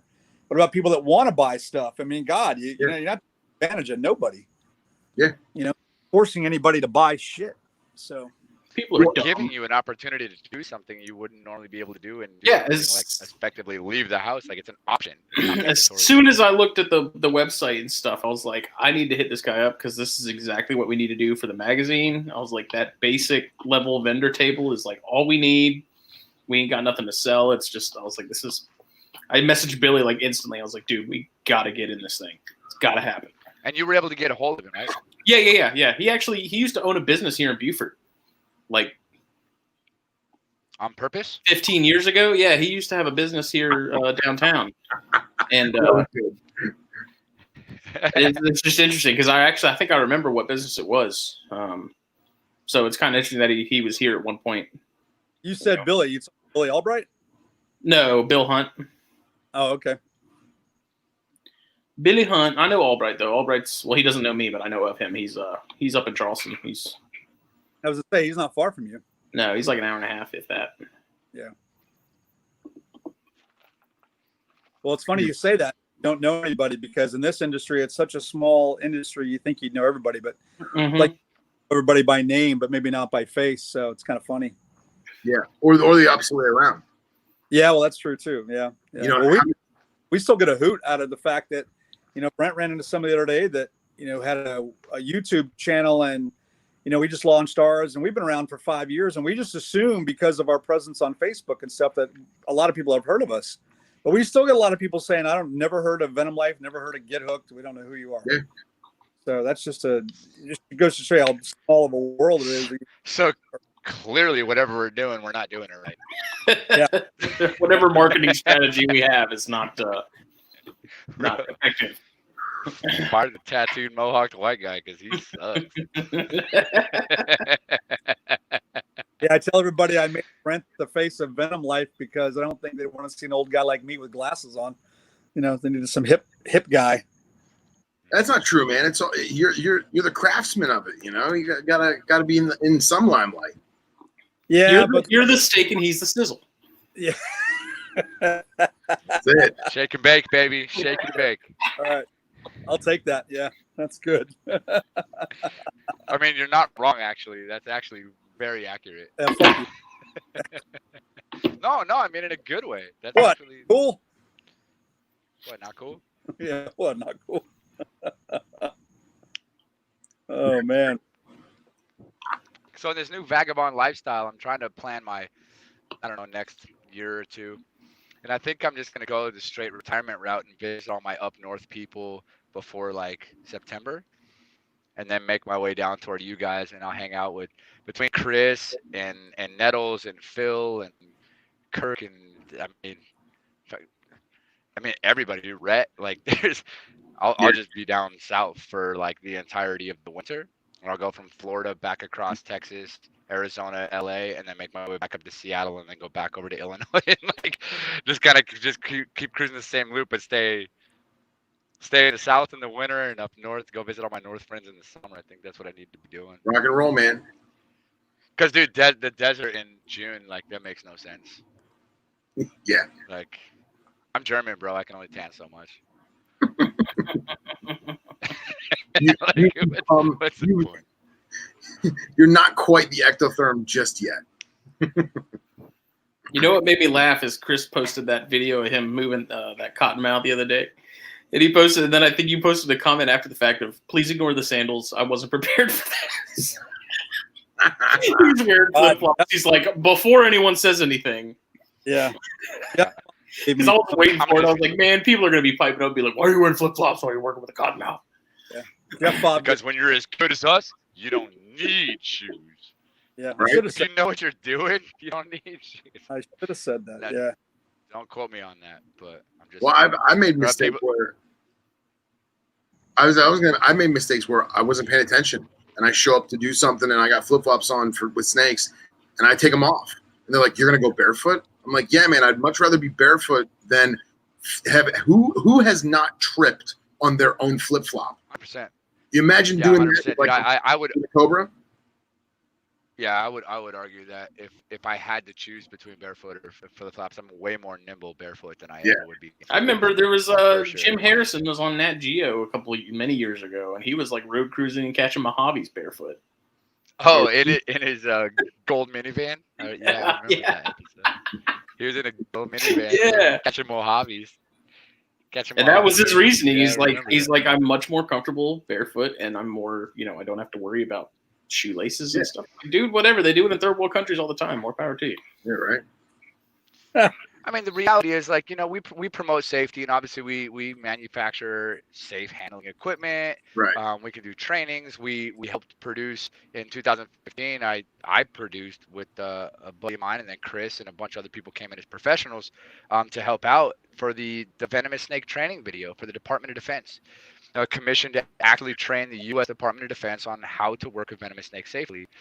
And obviously, gaiters and boots and all that stuff. Like, it's very safe, man. And I agree with all those things. But when I road cruise, I spend 90% of my time on my truck. I don't intend to get that close. And, I don't promote it. Like, I would never promote that somebody goes out in sandals. I would never promote that. No. Like, it's, it's a bad look. But it's like, I don't know, man. You get to a point where, I don't know, it like wearing flip flops to go road cruising is not the same as free handling. You're right. There's a whole different level of safety there, and I don't think by wearing flip flops you're quote unquote asking for it. No, not at all. Go ahead. Yeah, the night I stepped on that. What are we gonna say, Woody? So I mean, granted, it wouldn't have been too bad of a bite probably, but just the fact that if I would have been wearing no shoes at all, it would have been a problem. But over there, of course, it's always a problem on the side of the road. When you step on that coral snake? Yeah. And see, that's crazy, man. Like, all the years I've been herping, I've never seen an eastern coral snake in the wild. Ever. Yeah. This was an Arizona coral snake. This was a couple years ago. We were there off the side of the road looking for a long scare up a coral snake. So it was kind of fun. Yeah, I'm still at 100%, man. I've never been out here to the Sonoran Desert area, the Chiricahuas or Tucson West, and not got at least one Gila and one same. Sonoran. 100%, man. I've got one every single trip. When you it's like the Indians rain dancing though, bro. It's like you know why the Indian rain dance works? Because they just don't stop raining until or they just stop dancing until it rains.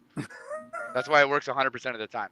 So it's like me finding coral snakes 100% of the time. I just stay in Tucson until I find one, and then I roll out. And I get 100% success. 60% of the time works every time. You're right. Time. Yep.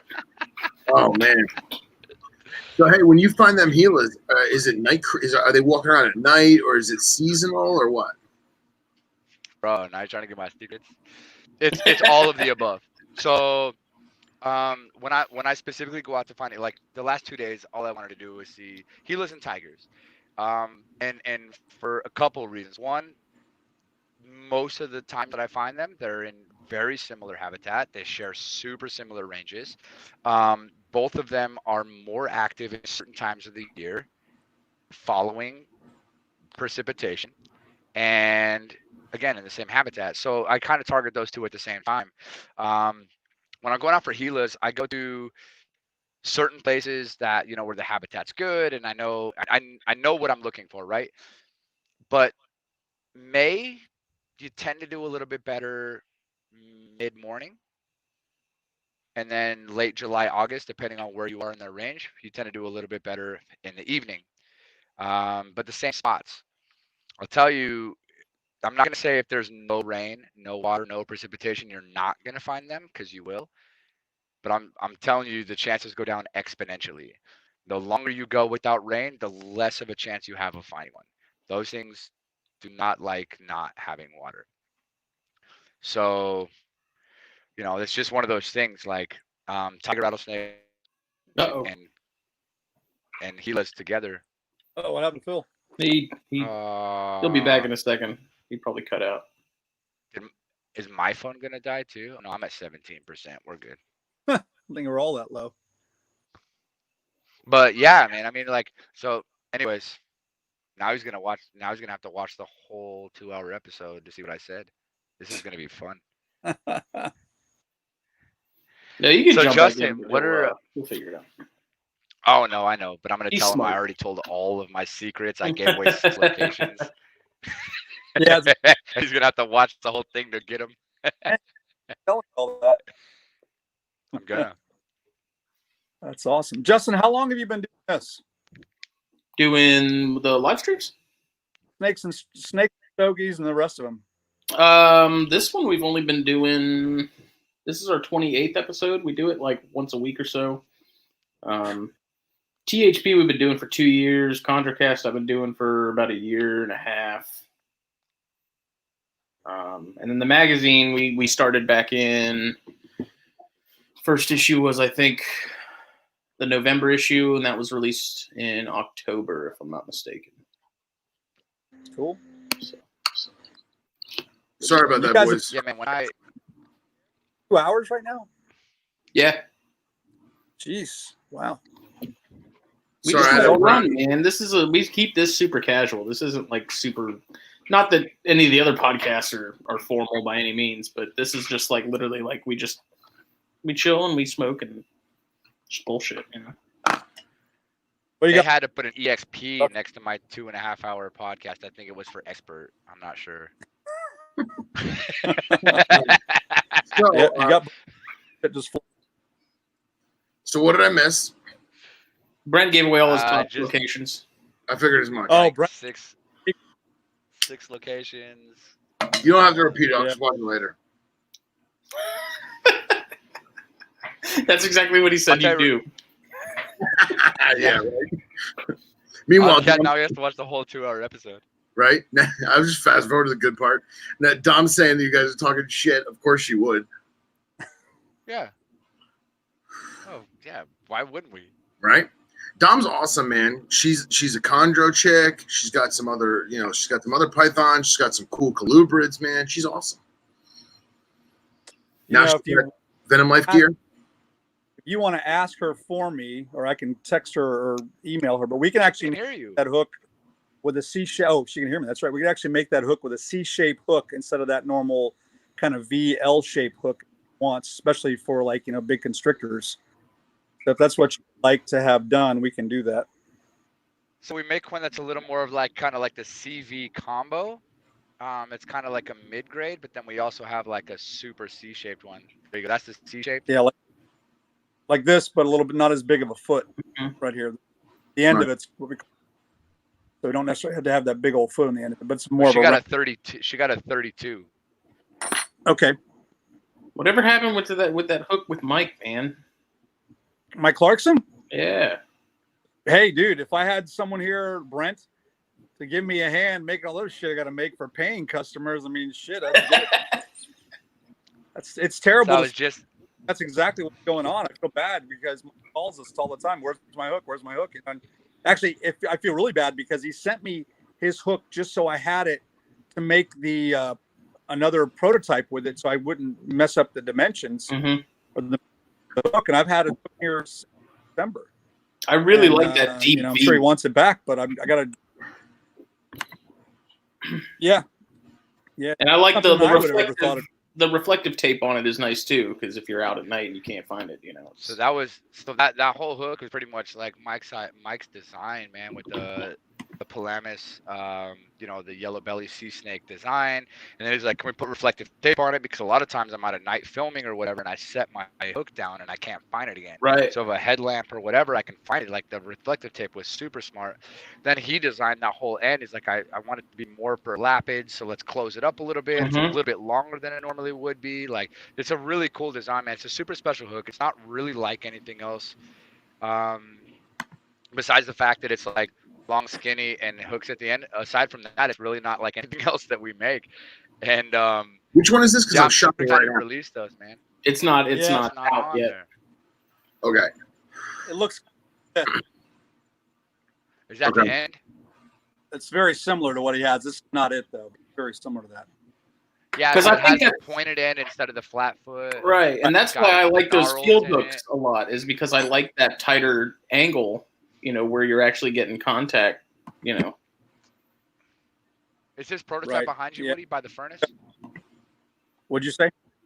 Is this prototype right behind you by the furnace? No, it's right in front of me, actually. I'm looking at it right here on the table. But it's in a box. You ready to pull it out? Oh, yeah, please, man. So Mike's hook's awesome, man. Can't wait to release it. It's going to be our first official Signature Series hooks. And I got excited when I saw it. I was like, dude, I'm totally gonna get my hands on one of those whenever they get released. Yeah, dude, it's so nice, man. And we talked about it, and we kind of got off of it, and then we talked about it again, and he left to for 16 weeks to go film for one of his TV shows. And then it came back, and then COVID hit, and then we're like, God, man, we just gotta make this happen, dude. We just gotta push it out and make it happen. So we're not the only ones involved in making this hook. I got a guy who does hydro dipping for us, and we also got to count on him to do his dip we have outsourced. Big problem for a long time. I know Phil will get a kick out of this. Like Phil's gonna get a chub when he sees this. I gotta be honest, the whole reflective thing is fucking brilliant. Right? Brilliant. So yeah, dude, super smart, man. Look at this. I didn't even know he sent this to me. That's awesome. That's cool. Yeah, but now when he watches this, he's gonna know that he sent you that box in December and you haven't even opened it yet. Yeah, I know. Man, he has dinged this thing up. Oh my God. Wow. All over the world. It has been everywhere. But wow. Send it back all muddy. He just said, I'm sending it the way it is. I don't care.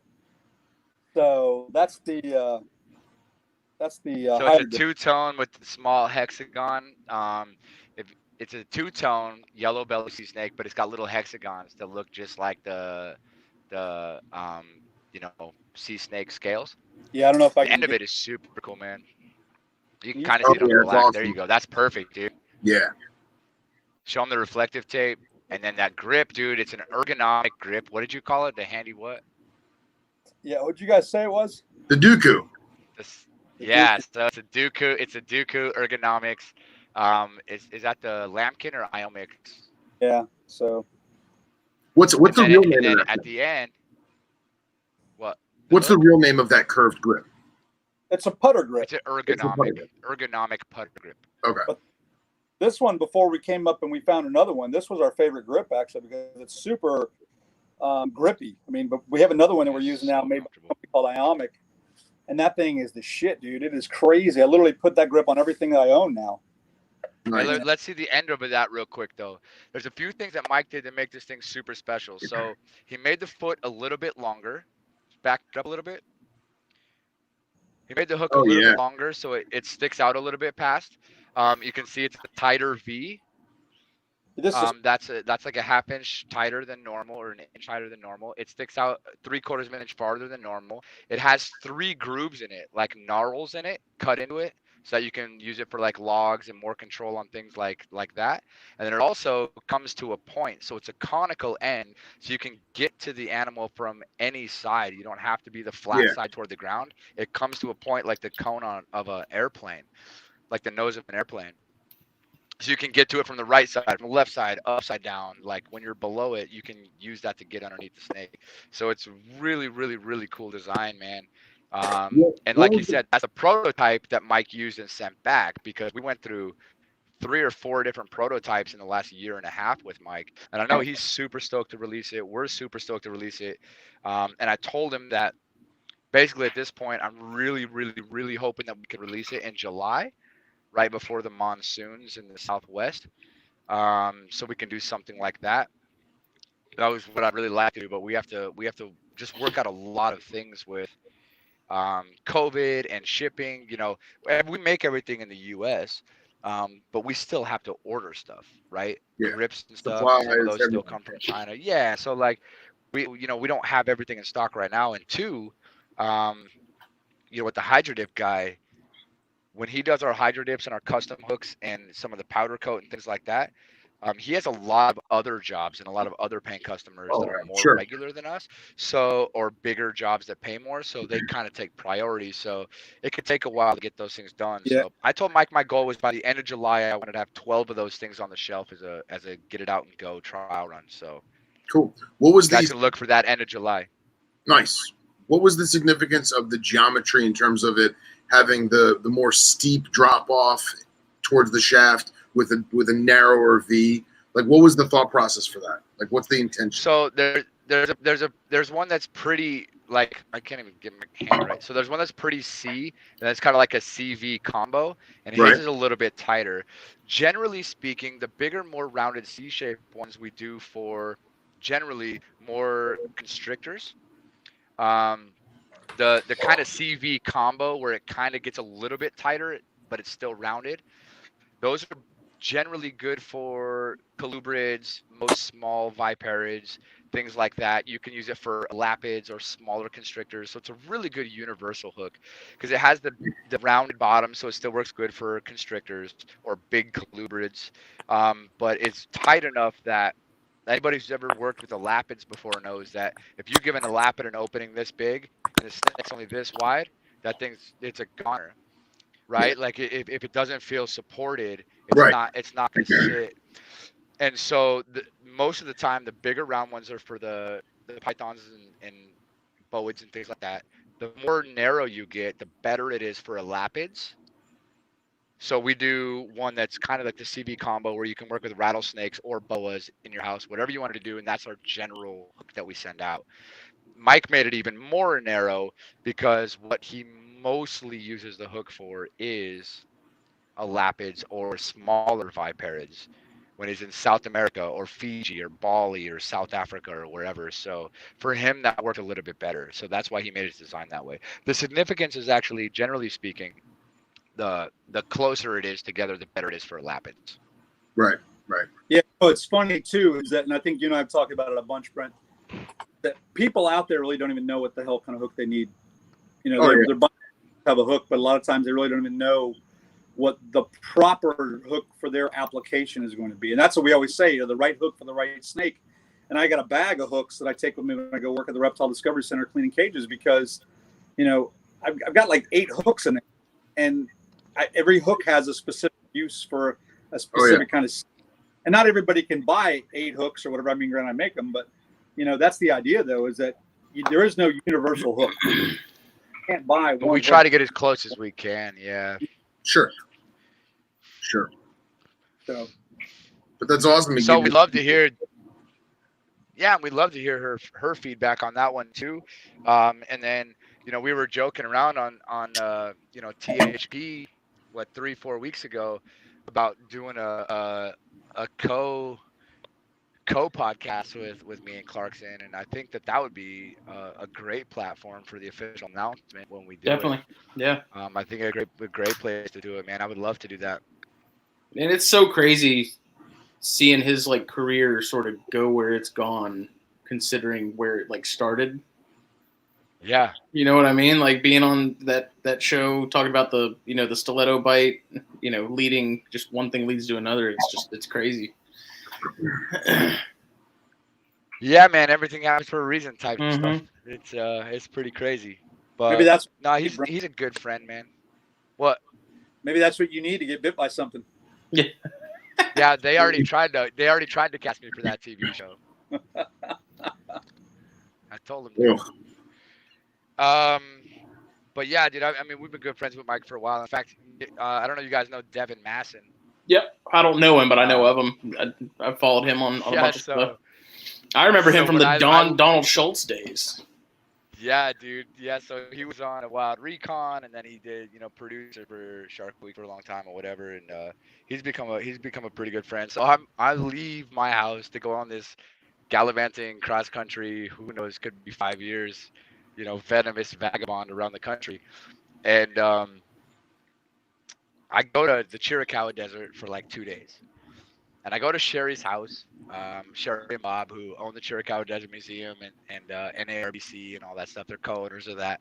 And I go to her house down in the Chiricahuas, and we're having a glass of wine. And she's like, "Oh, your buddy's in town." And I'm like, "What buddy?" And she's like, "You're one from HCI, the one with that's friends with Mike." And I'm like, "What are you talking about?" And she goes, "Your buddy with the dreads." I was like, "Devin?" She's like, "Yeah." I was like, "You're shitting me." What are the chances that I left Denver, Devin left Redonda, and we ended up in the Chiricahuas for the same 2 nights? So I hit him up and I was like, "Yo, man, I'm in Portal, Arizona," and he's like, "Bro, let's meet up tomorrow." So he gets done with his stuff early morning. He did night filming, and he hit me up early morning, and so we went and road cruised the whole morning, man, with Devin. And we're actually gonna do a bunch of collaborative YouTube episodes, me, him, and Mike, down toward Baja, back up, and we're gonna do a whole bunch of SoCal.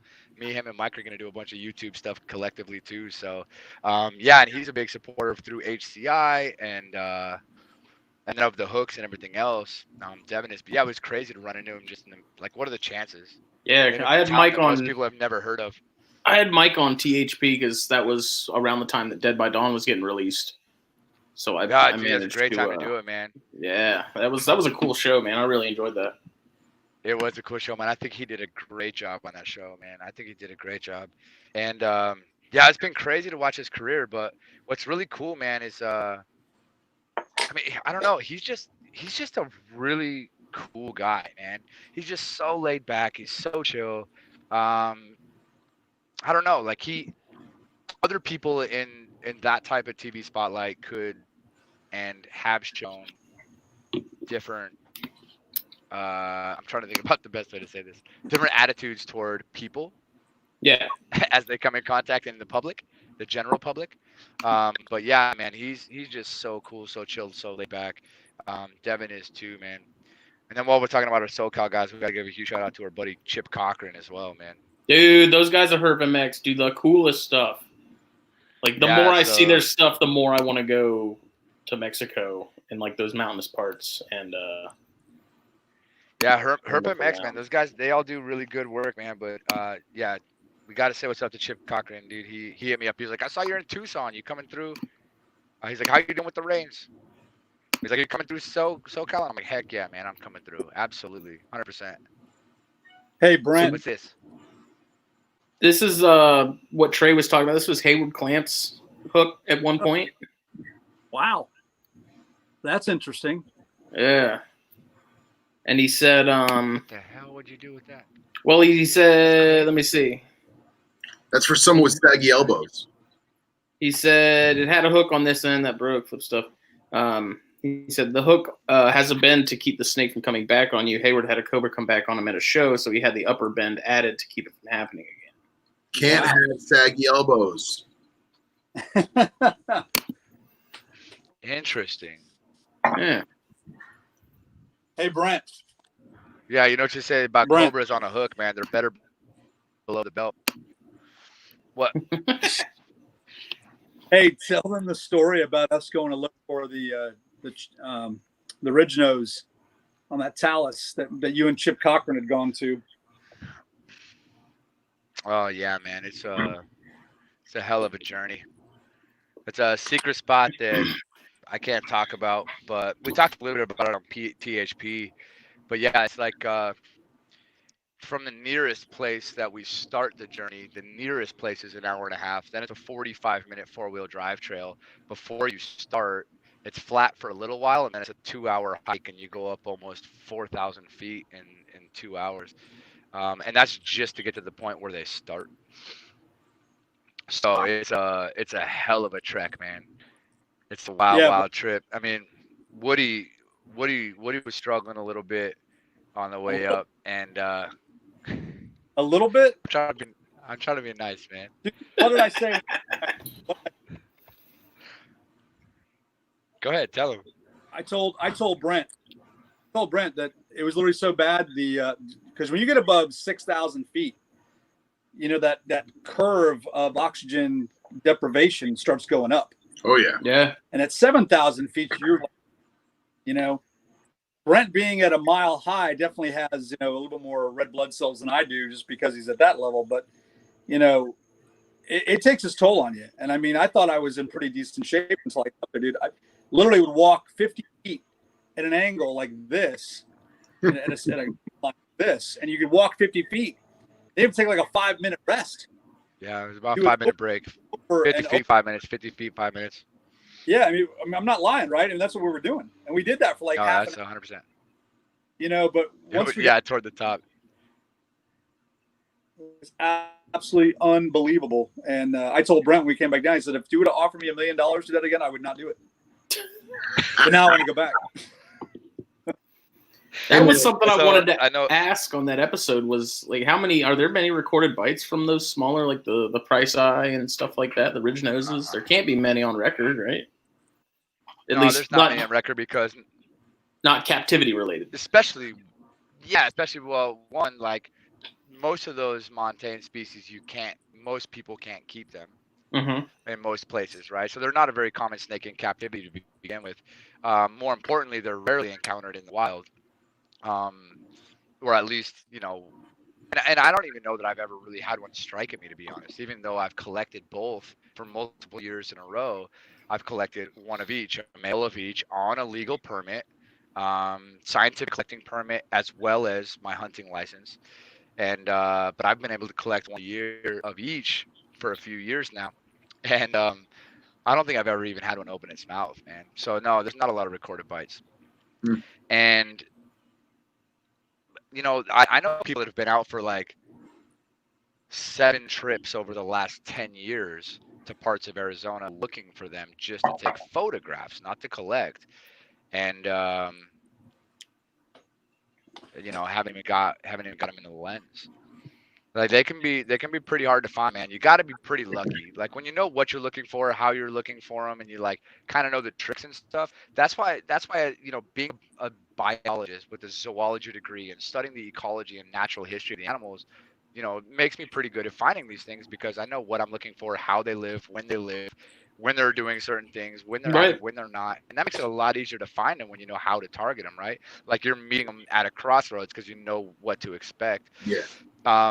When you just go out arbitrarily, and there's things too. Like people say, you want to see saddle leaf nose snakes, go to this county for this part of this month, and like you'll find them, right? But most people don't know why. But knowing why allows me to go find those things without having to ask those people, right? Sure. But yeah, there's not a lot. In fact, when I was down in Orlando, right after West Palm Beach, when I was down on your side of town, Phil, I went up to Orlando, Central Florida for like a week or two before I came back to Denver and then left. We went by Carl's place. We hung out with Carl and Mara over at RDC and MedToxin. And we were talking about coral snakes, and it was kind of the same thing. He's like, I don't think, and he looked at me and he's like, I don't think there's ever been a recorded bite. And I looked at Woody and I was like, I think he's right.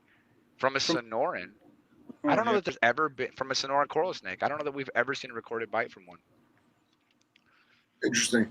So yeah, and I'm not going to guarantee that there's never been one. I just between me, Woody, and Carl, you think that one of us would have heard of it if there ever was one, and I don't think any of us recall that happening. So yeah, it's pretty interesting, man. But and how many of the bites that were supposed to be weren't? You know. Say that again, Phil. Yeah. Like how many people are like, I got bit by a coral snake and it wasn't a coral snake at all, you know? Sure. Yeah, that probably happens more often than not. I'll tell you an interesting story. You guys know Ben Abo? Yep. I know of him. I don't know him personally. But. Yeah, Ben Abo is the physician. He's the medical director for Venom 1 and Venom 2. Mm-hmm. Calls himself the Hebrew Hammer. He's a Jewish, huge. Yeah, he's a great guy. He's one of my so Florida besties. We spent a lot of time with Ben down in Palm Beach because he was helping us out. But Ben told me the story about a year ago. Well, actually, the bite happened about a year and a half or almost 2 years ago to a kid, 7-year-old 2 years ago in Gainesville. Got bit by a coral snake when he picked it up, and it was a one fang bite. And kid went to Shands, which Shands is a big medical facility. And this just kind of puts you into perspective the dangerous aspect of the venom or how it could be. Because I really didn't even, I mean, I know a lot about venoms and stuff like that, but to really kind of put it into perspective for me was huge. But this kid, as he was in the ER being treated by another physician, that physician called in Ben to be like, the specialist to look at this bite, to evaluate this kid. So when Ben went in, this physician with some other patient, can't talk to him, so he goes right in the kid's room and he looks at the kid. The kid has what's called ptosis. I don't know if you guys know what ptosis is. So basically, the muscles that control your eyelids become paralyzed. Oh yeah. And if you know anything about neurotoxins, especially when it comes to snake venom neurotoxins, they start from the head and go down. So the first thing you're going to notice are those paralysis, or even the muscles that are able to move your forehead, right? Crinkle your or like that. That's all going to be paralyzed. And so this kid had this obvious ptosis going on. So Ben walked out of the room and he noticed on the kid's chart that they hadn't started any antivenom on this kid yet. So he goes to me and says, hey, I'm Ben Abo, and I'm looking at your patient over here, and I noticed he's got ptosis. Did he have that the last time you saw him? He said, yeah. He said, well, why haven't you tried to start any antivenom yet? Or have you ordered it? He goes, no, we haven't even ordered it yet. We're waiting for it to get worse before we start anything else. No, that's not how it works. Once you see those first signs, whole cat, you got to get on top of it, because you don't want it to get to your phrenic nerves and shut down your diaphragm, and you stop breathing. Mm-hmm. But the point to all this was that kid's ptosis, that paralysis of his eyelids, lasted for 7 months. Wow. As adults in the screen, none of us would ever got past that ptosis. We'd have those droopy eyelids. We would have it for the rest of our lives. No shit.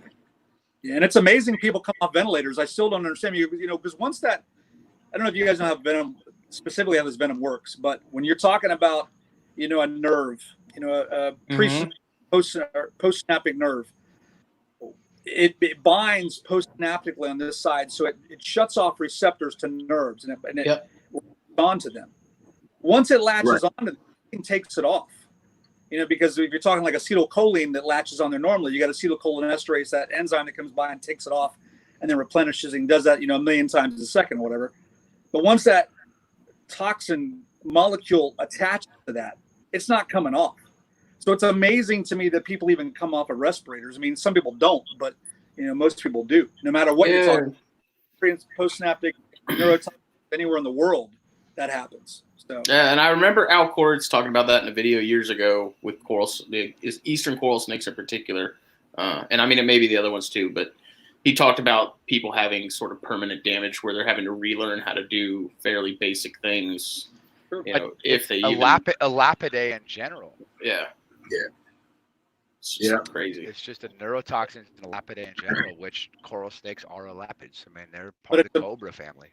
But the worst was Calliophis and Bungaras. But Calliophis, so those are pre-synaptic and post-synaptic. That blue Malayan coral. I've heard stories about Calliophis those, man. bifurcatus. Incredible. Yeah.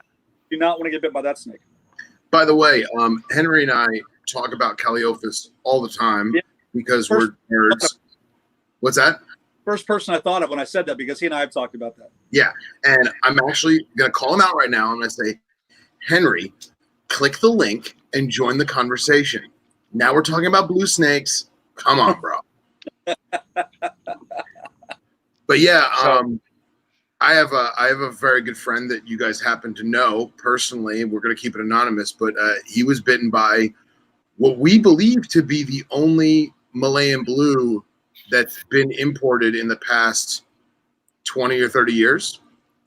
And everyone told him how it was going to be painless, and it was the most agonizing pain of his entire life. And he had major nerve twitches all over his body that were completely uncontrollable and surface pain. And it's interesting. It's interesting because you talk about that kind of neurotoxin. You're not talking about something that blocks acetylcholine, or it does to a point. But then you've got the aspect of doing like what Black Widow spider venom does. It actually dumps a bunch of acetylcholine out and major muscle contraction. That's where that pain comes from. Yeah, I've heard of massive cramping and people being in like the fetal position for hours. That's the pre and post, and that's the difference between the pre and post. And what's interesting about Black Widow venom too is it's very similar to what lockjaw and like oh god, what the hell is the name of that damn? It's Clostridium botulinum, the bacteria that causes, or it's not botulinum, it's Clostridium. Botox, baby. But Clostridium tetani is what causes tetanus, and it does the exact. The lockjaw is caused from that bacteria, and basically your muscles cramp, and it causes you to bite down, and you get like what's called the grimacing disease. It makes you have like this permanent smile.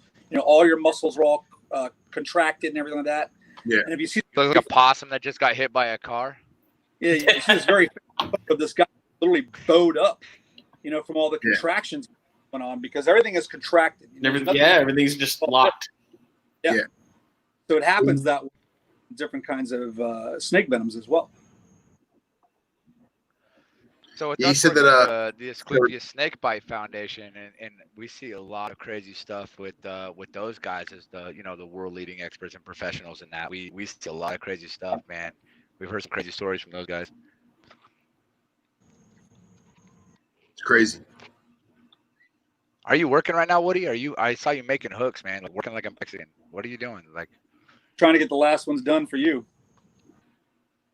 Nice. I got all the them. I'm just driving to the airport tomorrow night, and I'm going to drop them off there to get them to you. So you'll get them. Sweet. Thanks, buddy. What were you saying, Phil? About? Oh, I don't know. You didn't finish your sentence. We didn't know if we cut you off. Oh, yeah. Our friend basically said that in the most polite way possible that he was doing, I believe the quote was, uncontrollable spastic sign language. Oh, like in World War Z when the people start turning into zombies. Yeah. When they Yeah. He basically said no. He said it was rapid. It was like crazy. Throwing gang signs like crazy. Throwing gang signs. Yeah. Yeah. I was like he looks like a gangster on speed. Over speed. Yeah. I actually I had a picture of that animal. Let me see if I still have it. Man, that's what I miss. Southeastern. Oh snap! Hold up. That's what I miss the most is the Southeast Hot Herp Society website and all the bite reports and stuff they had where people were talking about their various bites and stuff. Oh yeah. I used to spend so much time reading that website. So, I used to do a basically like a little PowerPoint show at a group party. Because at a time when we had our venomous class, we had like 7 or 8 people apprenticing, and the big thing is that they're going on websites like that, and they're looking at bites, and they're looking at toxicology reports, and a series of events of what happened, and photos, and everything else. But their significant others aren't, and their roommates aren't, And now these people that live with them or interact with them on a daily basis, they have no idea what's going on. So what we would do is we would host like a little dinner party at someone's house, and I had a beautiful slideshow of the most fucked up bites you could possibly think of with stories to go along with them. And we would basically order some pizzas and show the wives, show the girlfriends, show the roommates, hey, this is what happens. You have this species in your house. Should you hear a thump and Bobby is laying on the floor unconscious with his eyeballs rolling in the back of his head, you know it was this animal, and this is the procedures you're going to do. And what is that? I don't know, but it's pretty. It's a chrysomelid. It's a leaf beetle. Chrysomelidae is the family. I don't know. It just landed on me. I don't know. But well, leave it alone. Leave it alone. But what I was gonna say is that nobody takes into consideration what I just talked about, and that website with the South, it was a hot herb society or whatever. Yeah. That was a great resource for that. You know, I don't know who ran there. Was that? I still got one of the hoodies. Oh, nice. It's probably worth a fortune on eBay right now. I don't know. Did Brent tell you guys a story about the woman that we met in Texas a couple of years ago that had like a gaboon, a white spitting cobra, and all these? She had a couple other ones. She had a couple rattlesnakes, right, Brent? Yeah. She had like spitting cobra. She had a naja. She had a gaboon, a rhino. Where was this? She had a nigricollis in Texas. Okay. Dallas Fort Worth area. She had a blackneck spitter, like 2 Atheris. One of them was Bungaris. One of them was a Squam. And I'm like, you know that half of those things don't even have antivenoms, let alone. Right. Yep. There you go. That was Calliope bifurcatus, baby. That was the snake. So hold on real quick before you take that down. Lift it up for a minute because I have to do a quick shout out. Our boy Nathaniel Frank up at M Toxins Venom Labs, our dear friend. That's one of his favorites, right? And he contributed to that paper, the snake with the scorpion sting, which was based off of that snake. He contributed to that paper. And so Nathaniel Frank's M Toxins signature series hook is coming out, and it will be that pattern. Nice. It will be the light blue, dark blue, with the baby blue. In fact, I have some photos of that picture because we've already worked on the.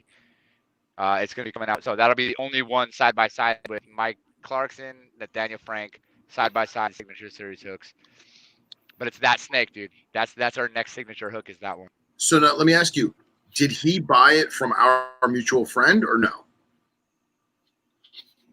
No. That exact animal.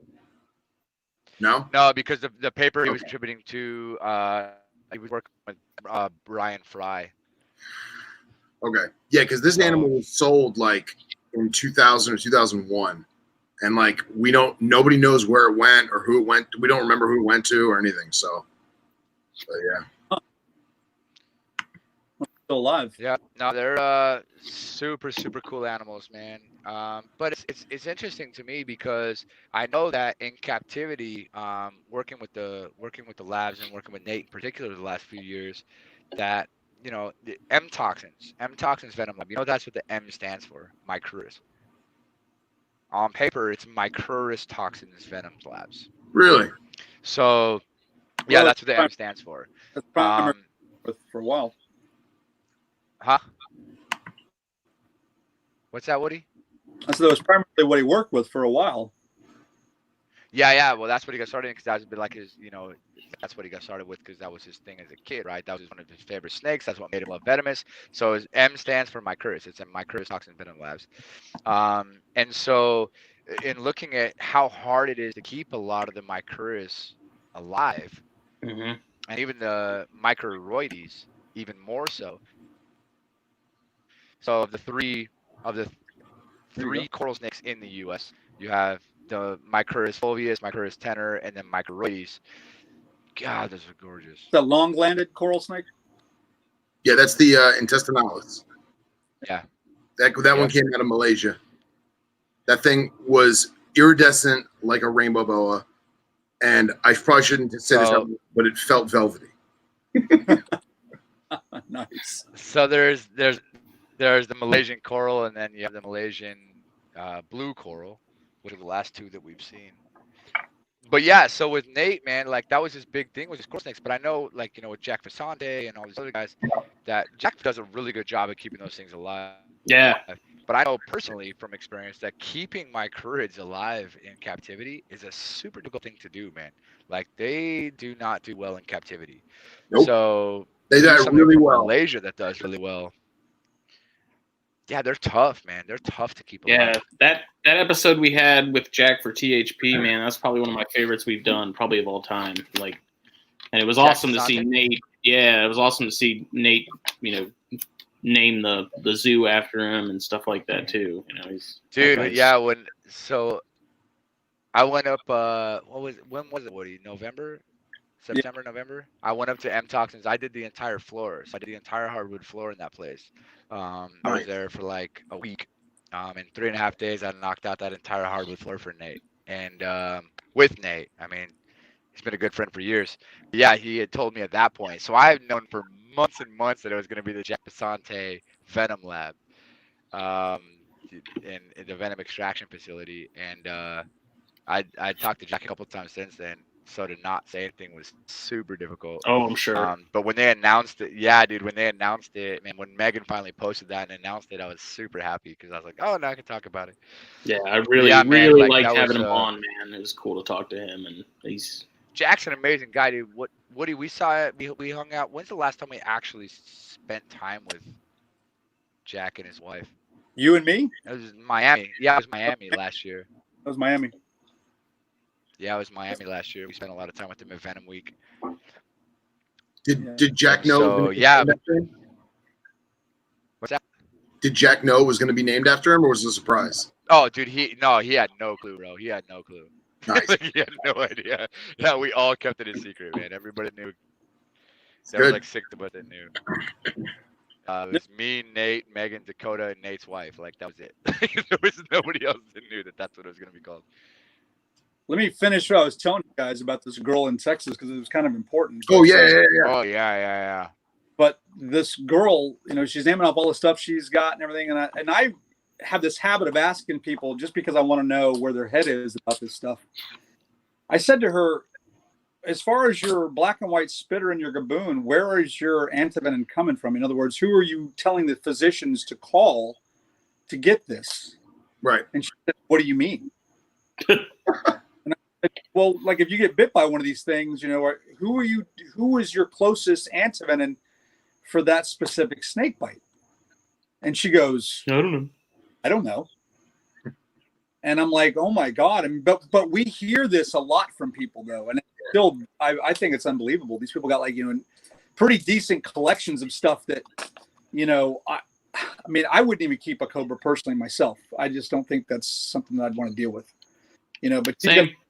and you know, that stuff kills people. I mean, you know, or seriously causes problems. I mean, Denise Abreu, Mm-hmm. her old girlfriend, she got bit by an atra, Chinese cobra, and she had like 3 surgeries on her hand to repair the damage that was done from that thing. And there's people Permanent nerve and tendon damage.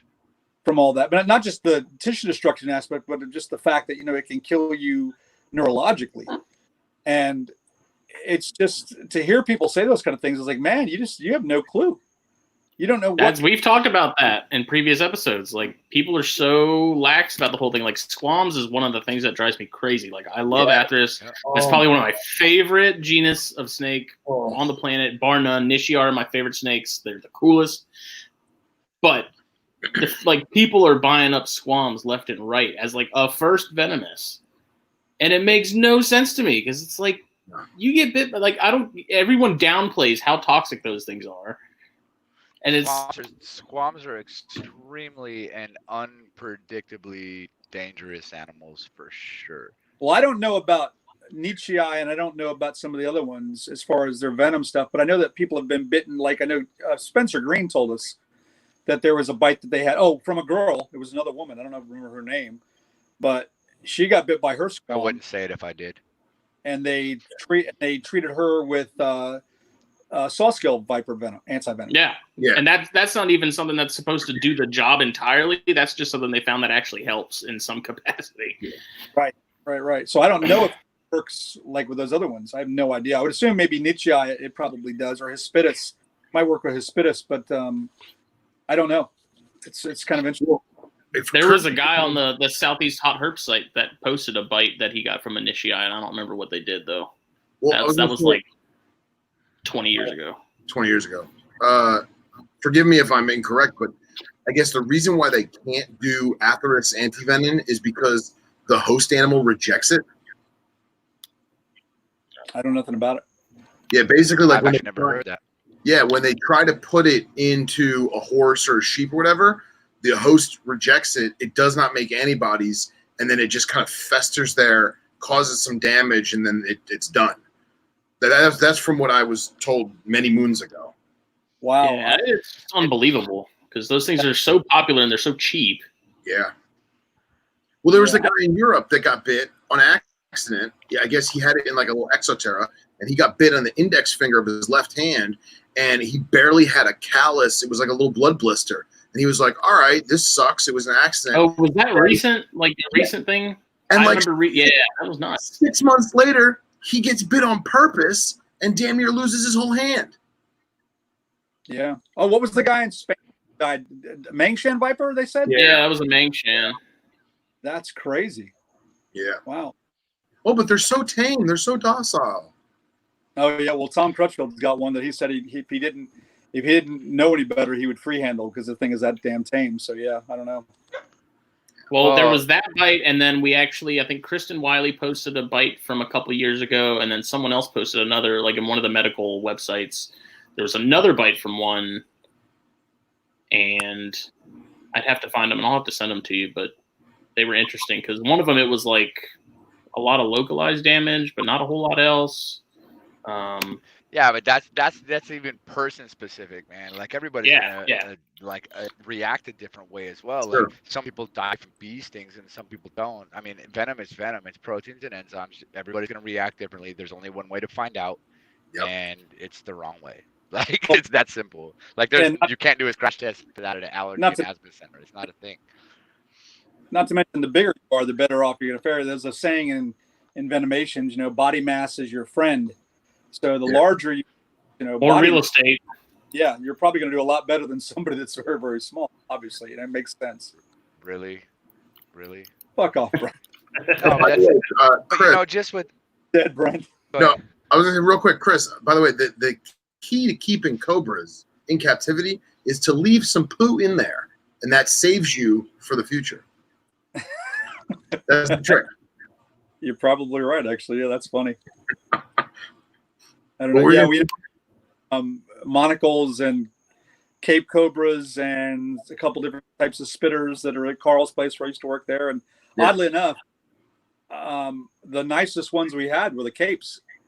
Capes were the most docile cobras, never hooded. That's nuts. That's nuts. Those not even touch that damn lip of that bin, with that hearing them hiss. So crazy. Yeah. I've heard forest cobras are notoriously bad too, depending on what variety you get. Yeah, we only had a couple of those, and I never got to work with them there. So, but like these kids out there buying up these Atheris and having cobras without a plan or knowing any protocols or having a snake bite specialist or a doctor or even knowing where the closest antivenom is or worse, if there even is an antivenom. Like we see that stuff all the time, man, when we're talking to people and they're like, "Oh, you guys are the venom guys," and we're like, "Yeah." So people come talk to us and they tell us like, "Oh, cool, I'm a rattlesnake guy too. I have 6 in my basement." I'm like, "What?" And he's like, "Yeah, I kept them from the last rattlesnake roundup in Oklahoma." And I'm like, "Bro, why? Like, why? I don't get it." And we talk to these people all the time.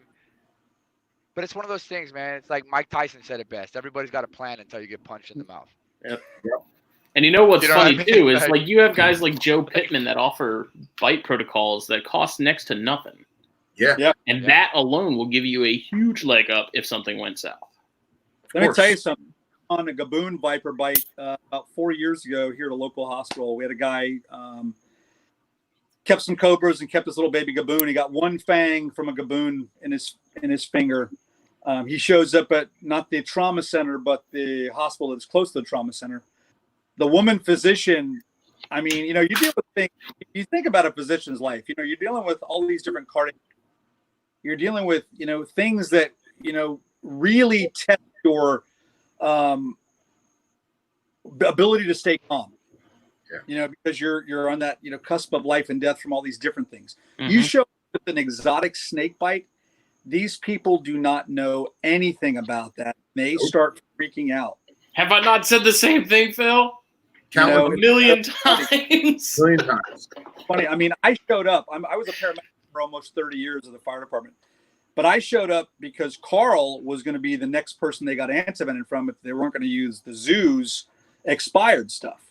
Mm-hmm. So I had to go there because Carl didn't have good reception on his phone, and he was texting me. It was about the only way he can get a signal out was to text me. So I showed up there just to give him a heads up that they were going to need it. And the woman sees me, and I start asking questions about the bite. She goes, "Well, thank God you're here because I don't know who else I'd be talking to right now." I'm going, "What? You haven't talked to anybody yet?" She says, "Oh, no, we've talked to poison control, but they're only telling me so much." I'm like, "What do you mean? They're the ones that should be, orchestrating this whole treatment here." Shit. Well, no, they do. I mean, they're that's really the go-to. I mean, they do. They do know.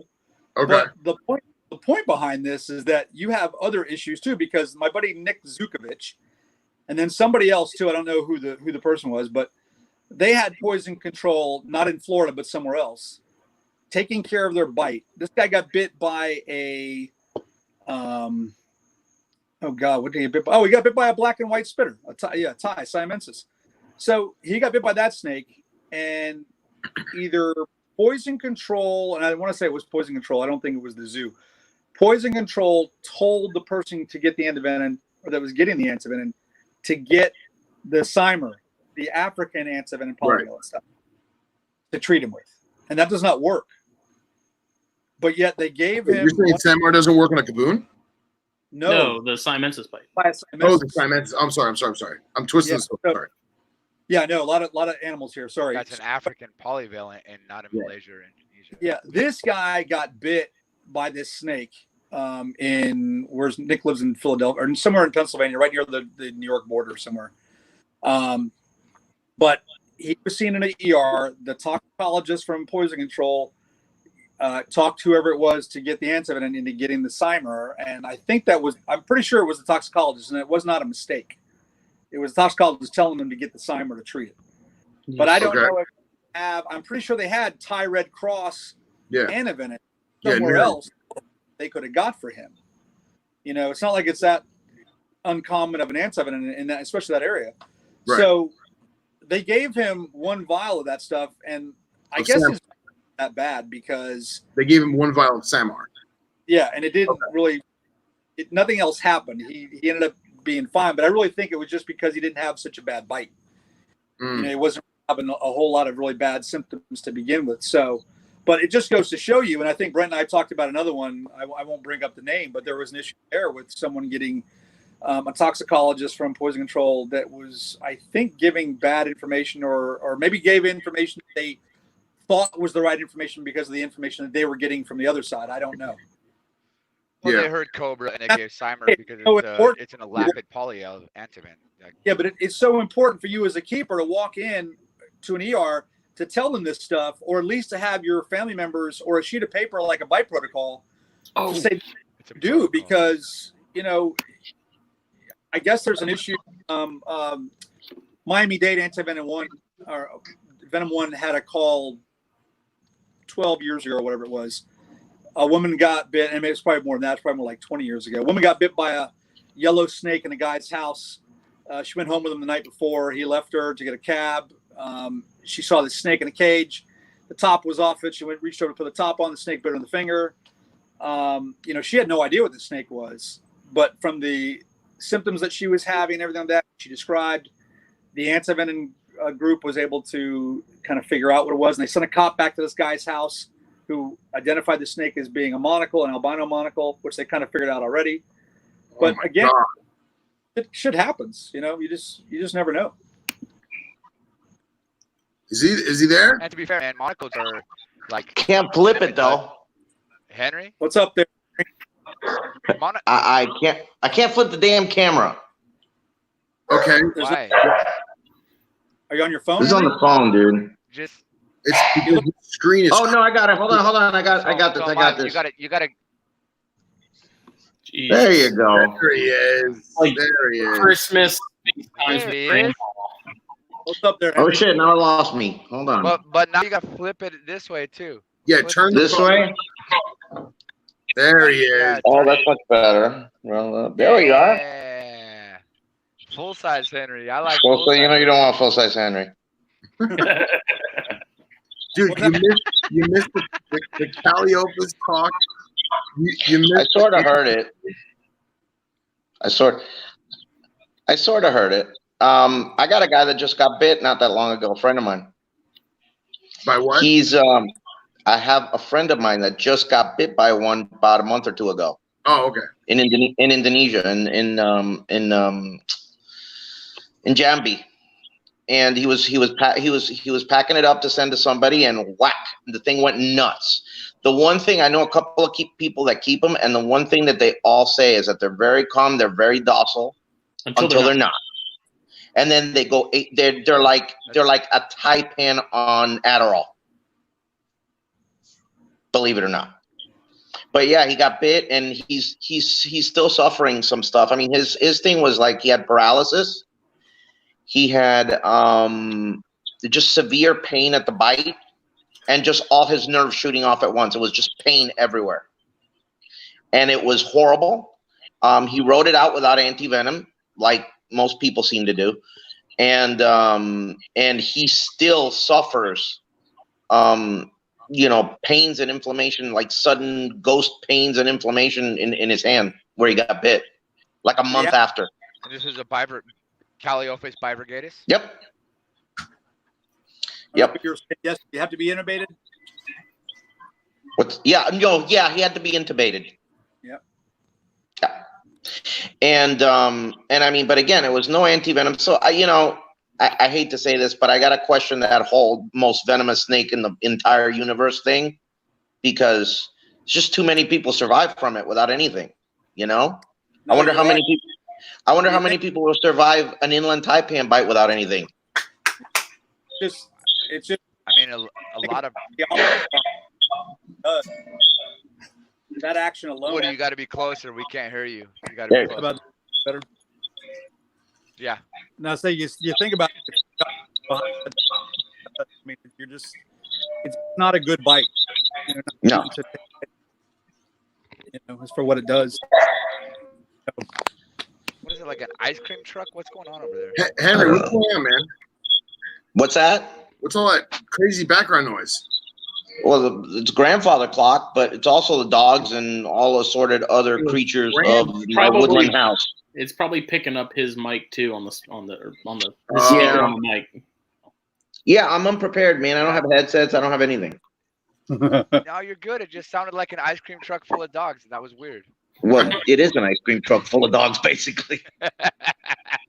So Henry, I got used to that hook. The weight isn't a big deal. I love that thing. That thing's brutal. It's fantastic. What I was saying is, are you up for making? My little favorite little Viper hook? Yeah. Yeah, the 24-inch Viper. Yeah, you up for making a carbon fiber one? I guess. If we can find the shaft. It'd be a lot easier to make that one than it was the one I gave you. So probably, yeah, I would imagine so. Pain in the ass. I'll never do that again. Gee, thanks. But yeah, it's fantastic. I mean, the thing weighs literally. I weighed it. It weighs 8 ounces. Yeah, I bet. And I'm assuming most of that 8 ounces is the aluminum hook. Yep. It still balanced well though, didn't it? Though? Yeah, it does balance. I mean, it's a little heavy up front, but I mean, come on. What do you expect? I mean, if you could. No, I mean, it's fine. But like if you would have been able to put a golf shaft on it, I think it would have been perfectly balanced right down the middle. Henry, I love unbelievable. Pull the phone away from your face, my friend. What's that? I said I love you, but just pull the phone a little bit back. Okay, that better? Much better. All right. Oh. Well, I'm kind of sloping down and shit, so whatever. But yeah, with regards to that postsynaptic, you've heard crates give you that locked-in syndrome, right? Well, you hear most of those animals do. Yeah, most of the things you're. Yeah, that's super bad. I mean, that should dissuade anybody from having a crate.